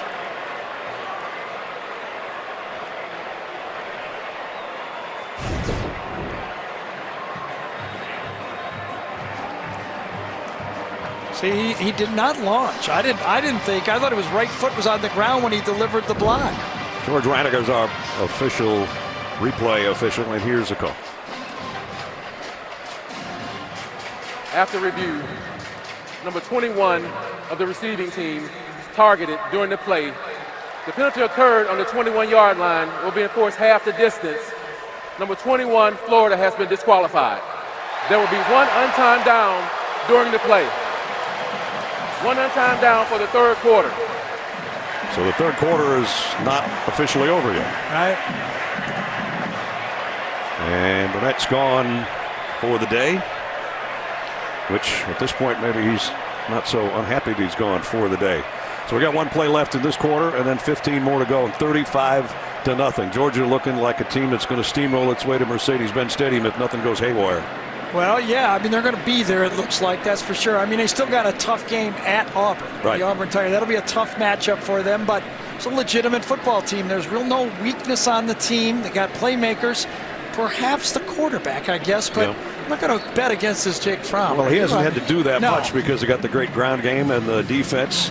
Georgia, basically every team they've got left, I guess with the exception of Kentucky, has some history as far as rivalry. South Carolina, you mentioned Auburn. Right. Then they got Georgia Tech, so they're not out of the woods by any stretch, but they're 15 minutes and one play away from being 8-0. That part Whereas the Florida story is a lot different. How do they save their season, basically? The way they do it is they play Missouri, South Carolina. Will Muschamp will have his team ready.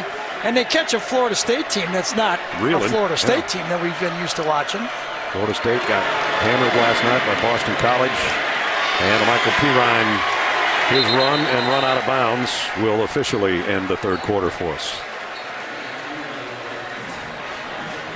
Well, everybody getting in on the action. That might need a stitch or two before the night's over. And now they'll go 90 yards away and put the ball on the other side of the 10 yards.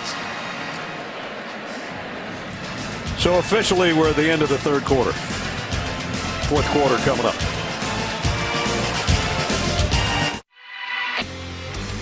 And now it's time for our Geico game recap.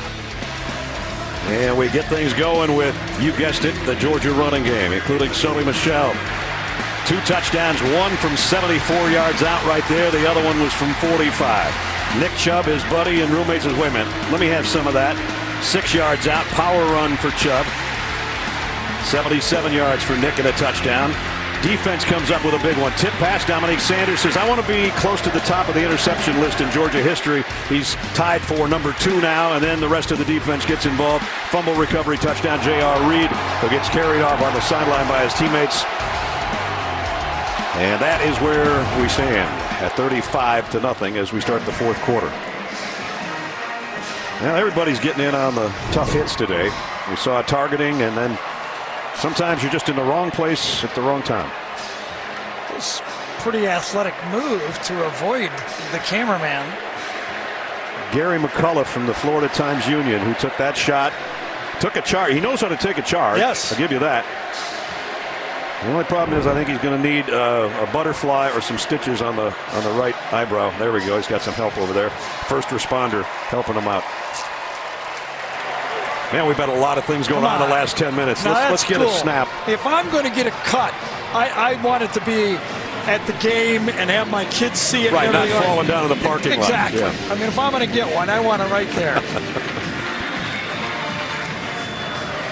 So all of that replay and all of the end of the third quarter twice, and what we have is a second down at the 10-yard line. And what we have is a Florida passing game that cannot find themselves and hasn't found themselves all year.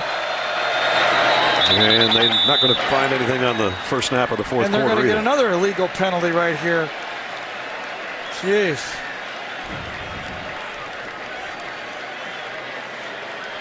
False start. Offensive line. 5-yard penalty. Second down. They're racking up the penalty yardage. Well, I don't know if Max stopped counting, but I have. That's got to be 5 or 6. Felipe Franks in this pass offense today, 7 for 17. He's been chased around, no doubt about that. Here's the problem.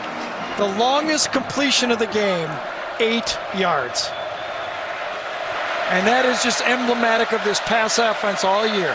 Now from his own end zone, throws are trying to throw a back shoulder out there to Kadarius Toney. It's incomplete. I know this is news that Florida Gator fans have been hearing all year and are tired of hearing it, and they don't want to hear it from me, but 5 touchdown passes this year.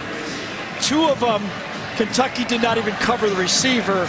A Hail Mary and then a jet sweep. So 4 out of the 5 were not even a pass from the pocket. And that's third down at 15, and he's got to be careful back there if he's going to put one up against the Georgia defense right now, because he'll be throwing from his own end zone if he does. Whoop, quick snap. He wasn't expecting it. Look out. Franks trying to gather himself in the end zone. Throws incomplete and takes a hit at the end of the play from Walter Grant. You know things are going wrong when you come up and you're trying to talk to your offensive line and your center says, here you go, take it. That's right. Felipe Franks, that wasn't his call that time. He was still calling out signals, and the center snaps it to him. It's a mess right now. You said a little while ago it could get messier. It just got messier. And now Townsend's got a kick with his back feet almost on the end line. Get out of the way, Hardman. And right now, Florida just has to start thinking about their final 4 games. At Missouri, at South Carolina, UAB, and Florida State. All winnable games. Not easy, but all winnable. Going to have to be better than they are today, though, for any of those, maybe.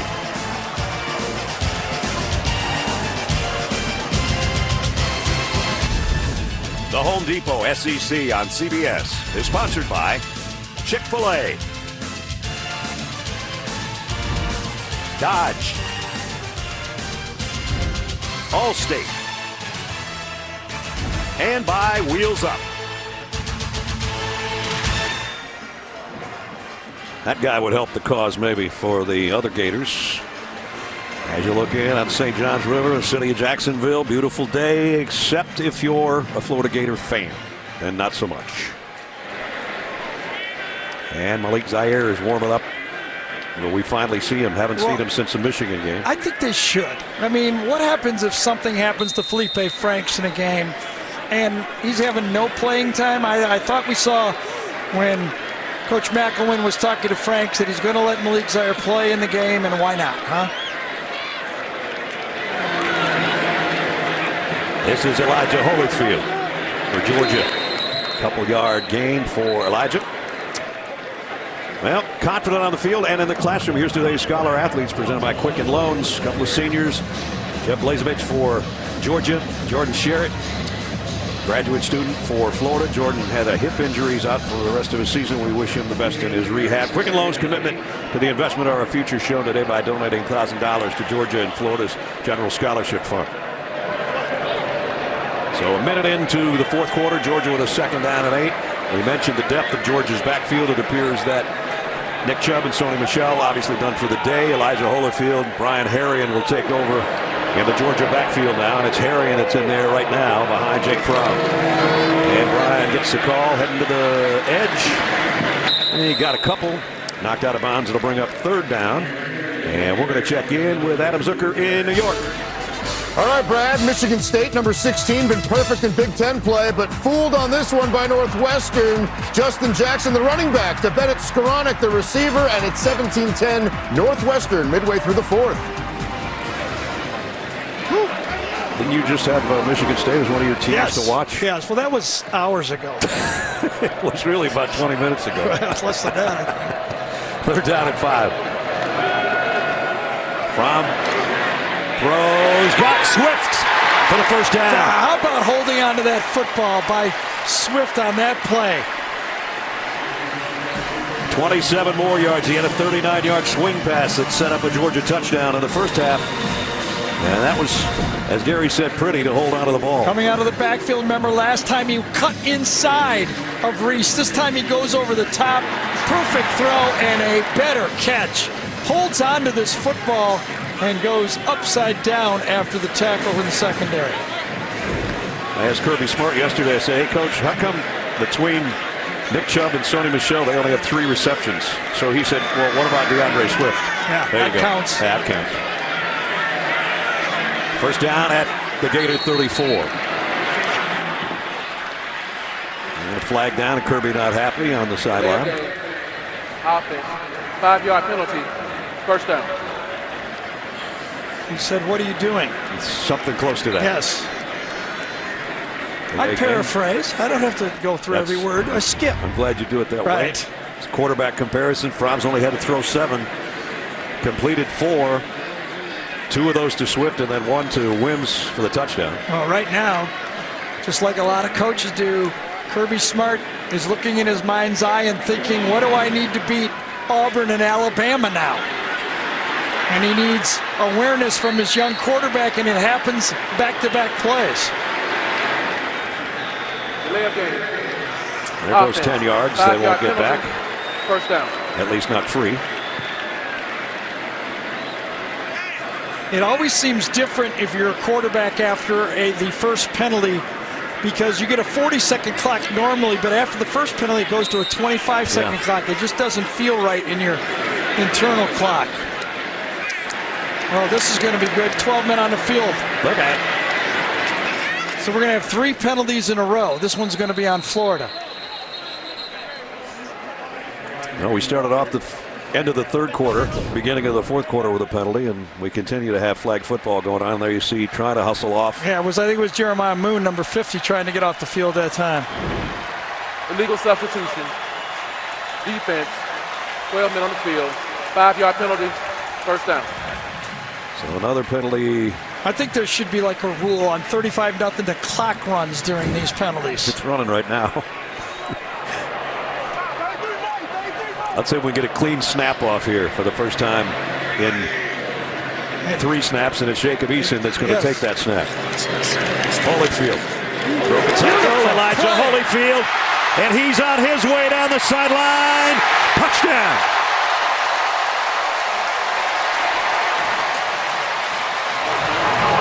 All the backs are getting in the act. On a dog day afternoon in Jacksonville, Elijah Holyfield goes 44 yards for the score. I really don't know what to say here. Bring in Eason, bring in Holyfield, delay at the line of scrimmage, a missed tackle again by a safety right in the hole. It's actually a 39-yard touchdown, and he went about 6 yards airborne at the end of it. So the champ's son gets in on the scoring act. Evander Holyfield's son Elijah with a touchdown. And the extra point is up and good. It is 42-0. This is like doing an Alabama game, trying to figure out which back is going to score next. In this case, Elijah Holyfield, the sophomore out of College Park, takes it the distance, dives the final 5 to make it 42-zip. Brad. Well, we got a long streak going here for Florida. Zuck 367, the longest in college football right now. That is in jeopardy. It is 42-0. So if you take a look at Tennessee and Florida, two of Georgia's big rivals, so far 83-0. This one's not over yet, but the other one ended 41-0 over the Volunteers. Well, and as that graphic showed you, now Florida with that long streak since 1982. That's incredible. They've scored in every game. And this time they'll take a knee, come out to the 25. You kick your weekend off with an AFC East class. LaShawn McCoy driving the Bills into battle with the Jets. Always important divisional showdown. Thursday Night Football on NFL Network. Shady McCoy thinking, I wonder if I could play for Georgia. I wonder if the depth in that running back position. Yes. Well, here comes Malik Zaire. Yeah, and you know, all eyes may be on Malik Zaire right now as Felipe Franks takes a seat, but all eyes will also be on, and all ears will be on Jim McElwain. And it's been a long week for the head coach, maybe even longer than this game. Florida keeps it on the ground. Darius Lemons on the carry. Jawan Taylor made the stop. Well, this all started with back-to-back losses at the Swamp by a total of 3 points. Right. The LSU game that we did, and then Texas A&M. And as you said, that punt to Christian Kirk was not well received in Gainesville. And then, as Allie pointed out at the beginning of the game, Coach McElwain talked about the fact that either he, his family, or some of the guys on the team had received death threats. And then the administration of Florida says, you know, we're going to take care of our people, and basically went to Coach McElwain and said, you want to elaborate? And he said, no, if it gets unmanageable, I'll say something else about it. And we talked with Mac about it the other day a little bit. Well, to me on this one, I do know that Mac is an emotional guy. I get that.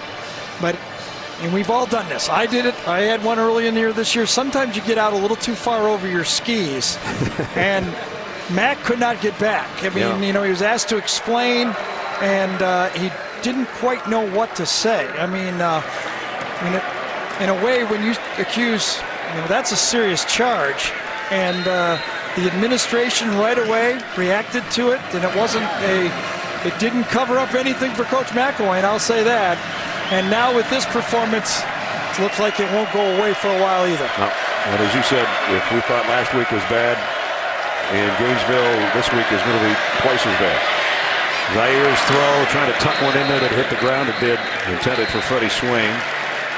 Just think, if you're a Florida Gator fan, this program is year 3 for Mac, okay? And as I said in the open is, they look across the field and go, oh, yeah, wait, that's how we thought we would look. Especially after winning the East 2 years in a row. Exactly.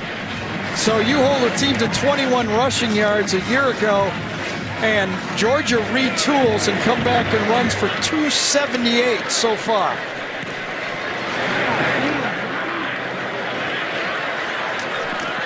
Crumpton will try to return this one for Georgia.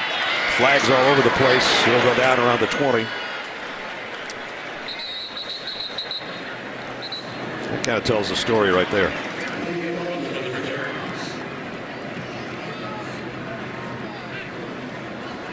So it's just a matter of who the illegal block is on.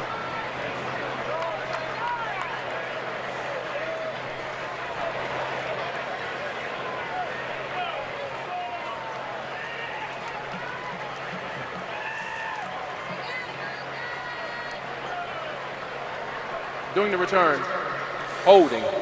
87 of the receiving team. 10-yard penalty from the end of the run. Correction from the spot of the foul. First down.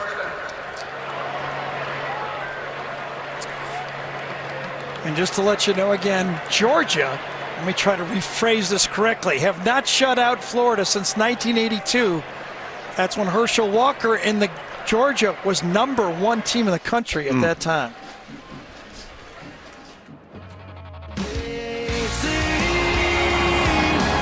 Straight ahead running, and he will drive into the end zone. Tips and intercepted by Georgia.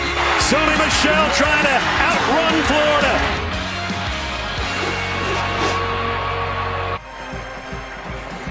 Don't forget, before we're done today, the play of the game presented by Napa Auto Parts. Got some good ones to choose from. They're all Georgia plays. As you look at the beautiful sky over Jacksonville and over Everbank Field, 42-0 Georgia. And they've got it at their own 12-yard line with 10:16 remaining. I want to talk about Jacob Eason just a little bit again. Remember, just 2 years ago, he was the new phenom walking into Athens, the next savior, the next Matthew Stafford. And like we know about sports, when you get injured, somebody else can go in there and take your job. Jacob got hurt on the 3rd series of the season opener, and since then it's been Jake Fromm at the controls. There's Brian Harrion, stood up after a couple-yard gain. I will say this, when I watched the tape of last year's game, I didn't remember, because it's been a while, obviously a year ago, just how much dominant this Florida defense was. Jake Eason was running for his life the whole game. There was no running game, as we've talked about all game. And I actually said to Jim Chaney, I says, you know, if I'm a Georgia player and I watch this tape, I'd be a little embarrassed to know that all of us are still playing and Jacob Eason is not. Because he actually played a pretty good football game last year. Georgia 382 in total yardage today. Remember, another one of their touchdowns came on defense. And where will Jacob Eason play football next year? Here at Georgia or somewhere else? That's a good question. Harriet's going to get stopped for a loss. Let's check in with Allie.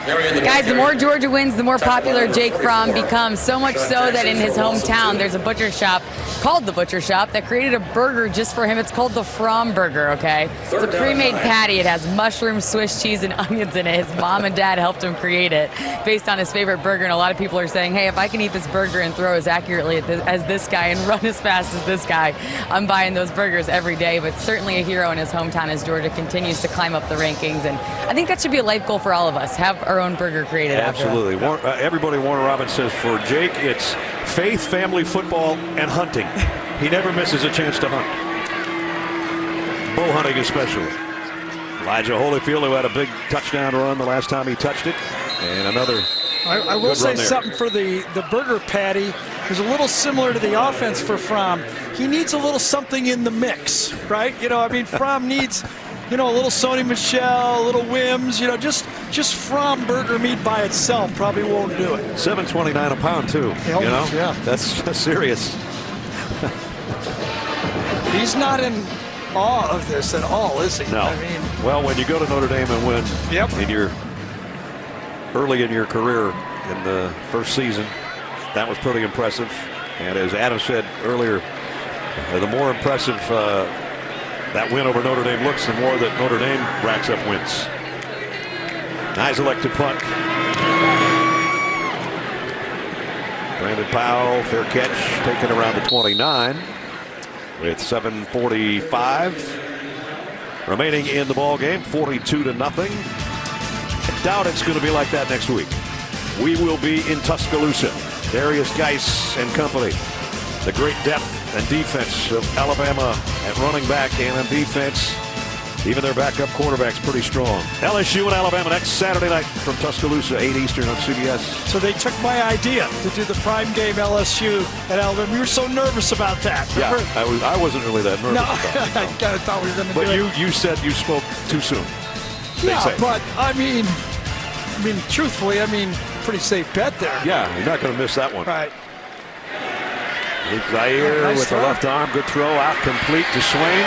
Yeah, Freddie Swain run out of bounds in front of the Florida bench by Amir Speed. Georgia's got a lot of their backup players in there right now. Malik Zaire looked at a number of different places to go play football for his graduate 5th year. Settled on Florida and probably is not thrilled with the opportunity. I'm sure, you know, in the coach's mind, he's getting what he deserves from his practice time. But I think Malik had a little different view of what might happen here this year. Here's what he did pretty well when he was at Notre Dame. Running the football as well, quarterback draw. I thought it got a little sideways on Malik playing a little too soon in that Michigan game. I thought that hurt him. I think even if Coach McElwain had to do it over again, he probably would have dialed up Luke Del Rio, because I don't think Zaire was ready for that football game. And Luke subsequently injured, so he's not an option anymore. Zaire was the starter at Notre Dame till he got hurt in game 2 of 2015 and backed up Deshaun Kaiser, who now is starting sort of for the Cleveland Browns. I don't know, he starts one week and then not the next. Zaire, overshot. Nice throw. Morrell Stevens. This is always tough to judge a backup quarterback in a lopsided game against backup defenders. You know, you go, oh my gosh, why didn't we use this guy earlier? But you get your playing time when you get it. You got to make the most of it. And again, he's thrown in the open field to his tight end, which sometimes you have a little speed judgment on how fast your receiver is. Now it's 3rd and 7. Felipe Frank staying in the game on the sideline, looking at whatever's called. Only 3 of 14 today for Florida on 3rd down conversions. Georgia trying to keep a shutout going here. Zaire in trouble, got away from it, motioning his receivers, but he's going to go back the other way now. Got a block, throws on the run, and he completes it to Dre Massey. That's 1st down. You talk about if you're Malik Zaire with no options. You get to the sideline, where could you possibly go with 5 guys ready to tackle you? You loop around the other way and make the throw. And a good one down for a 1st down at the 43. And whistles. I think they got another illegal formation or movement. Ball start. Offense. All 11 players were not set prior to the snap. 5-yard penalty, 1st down. So another false start. That's 7. That's 7 false starts. And when you got an egg on the scoreboard, you've got an embattled coach on what's going to be a 3-game losing streak. Is there something that we see happen in Gainesville in the near future about Jim McElwain? I got to be honest with you. Anything could happen. We never know college football how these administrators think, but there's rumors galore. You know, I've had friends, I don't like to go with stories because I can't confirm. I've had people calling me all week that there's rumors, so I don't go on the air with rumors. But as someone once said, noise in the system is never a good thing. Yeah. Scott Strickland, the athletic director, would be the guy to make any kind of call. His buyout right now is $13 million. And you know, it started out wrong for Florida at the beginning of the season against Michigan, and it ended right there with a play like that from the center. Here's Malik on the keeper, and he's in the open field. Trying to stiff arm his way to the end zone. He gets it inside the 25. Another reason sometimes coaches don't like to put in the backup quarterback is because sometimes he does well and everybody goes, what the heck is going on? Why didn't we try him? And you get second guessed. Actually spotted at the 26, 22-yard run. And again, I mean, he is doing it against, you know, some the second and third stringers. Yeah. Last time they were shut out, 1988.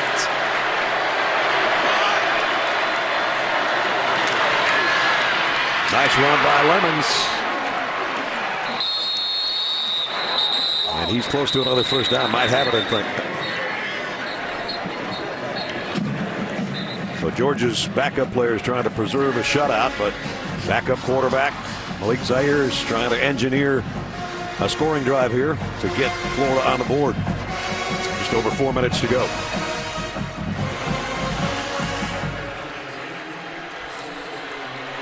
Lemon stays with Zaire in the backfield at the 15-yard line.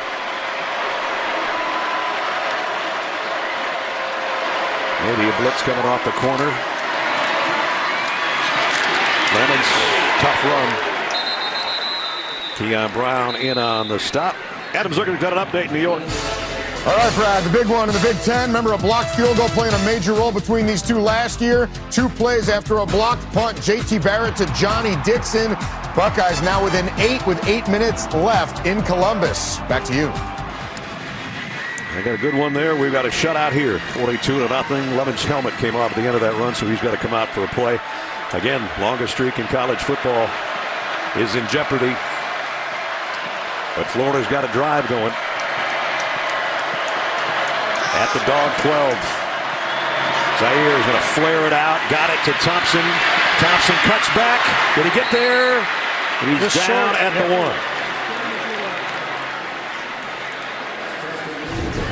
Nice touch for Malik, getting the ball over on the kind of running back screen, a little flipped wide. Now his knee was down before he reached it across is the call. Obviously the ball crossed the line, but did it do it before his knee came down? The call on the field is no. So it's 1st and goal at the 1. Trying to avoid the shutout. And the Gators will as Thompson takes it in for a touchdown.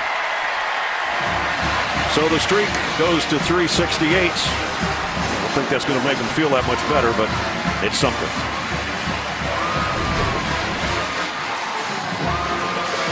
So we've gone through all these questions about McElwain. I guess the next question is, will Malik Zaire have a chance to be the starting quarterback next week? He looked good on that drive. Yes, he did. I mean, it's at Missouri, at South Carolina, and this offense needed a good shakeup. Eddie Pinedo for the point after. Up and good. So 2:42 remaining in the ball game. When you're on one of those teams, there's questions about everything. They're not going to stop after this one. 71 yards in 9 plays. Mark Thompson, the senior, a 1-yard plunge, 42-7. So the shutout avoided, but Georgia en route to an 8-0 season.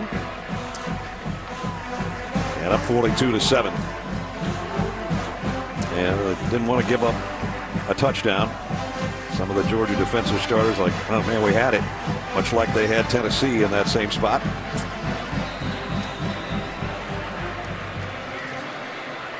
Now Pinedo with the kick. That was Davin Bellamy, number 17. I saw Lorenzo Carter, number 7. You know, this season started special when those guys decided to come back on this football team. Not just Chubb and Michelle.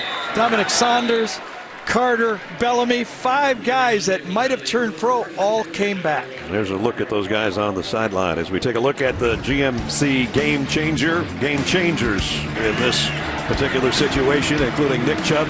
6-yard touchdown. Number 2 only to Herschel in scores. And then Sony Michel. This was his 45-yarder. And that was on top of one a lot longer than that earlier. And he had a huge day. Came back for moments just like that, as Gary said.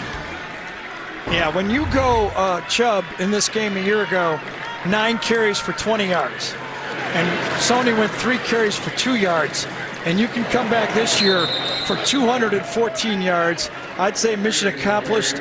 And on top of it, you have the number 3 team in the country. And it's going to be at least that good when the rankings come out, we assume, by who they've beaten and how they've beaten people this year. Again, Tuesday night, the rankings come out for the first time. Well, obviously, Georgia is one of those teams that control their own destiny. I really believe that Georgia, in the first half of the season, has had the play of the year. And I believe they have the coach of the year in Kirby Smart. I think I know what the play of the year is for you, and it was the Notre Dame game, right? Sure, because it was so consequential. Turned that game around, a 3rd down, one-handed catch. Think about that. If that was a field goal, that could be Notre Dame undefeated, Georgia 1 loss. Jacobeson hands off to Brian Harrion. As we're down to 1:45, here's what Gary's talking about. Take you back, Notre Dame. That one-handed grab, as pretty as you'll see.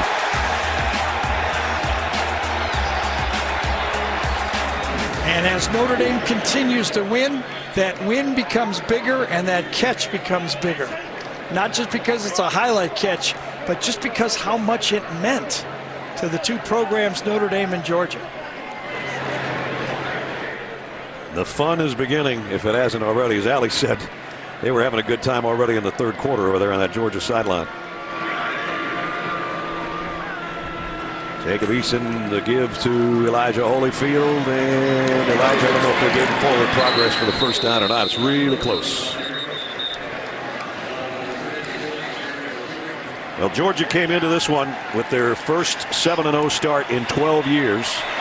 And now, in less than a minute, they're going to have their first 8-0 start in 15 years. They finished that season 13-1, Gary. Who do you think they lost to that year? Florida? There you go. I did not know that. Not going to lose this one to Florida. No, that's not going to happen. Well, it seems like when they start out, get to that rarefied 7 or 8-0, they finish it off and get to the SEC championship too. Victory formation for Jacob Eason. He'll take a knee. Georgia is 8-0. They're 5-0 in the conference. They're in the driver's seat in the SEC East. And there's one coach where everything is going right, hugging another coach that has everything going wrong right now. Don't forget, coming up when we're done, and we almost are, stay tuned for the CBS Sports postgame show powered by Ram. Nick Chubb's part of the power. Sony Michel's the other half of the powder. And then you throw in DeAndre Swift, the freshman, just for good measure. Largest margin of victory over Florida since '82.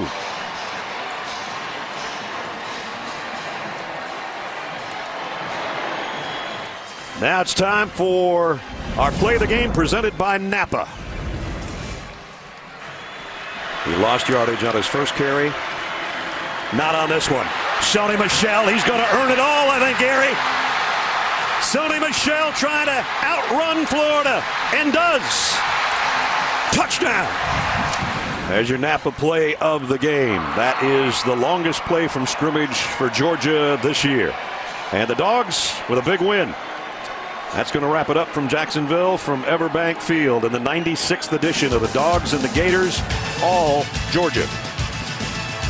For Gary Danis and Allie LaForce, Brad Nessler saying so long from Jacksonville. Final score 42-7.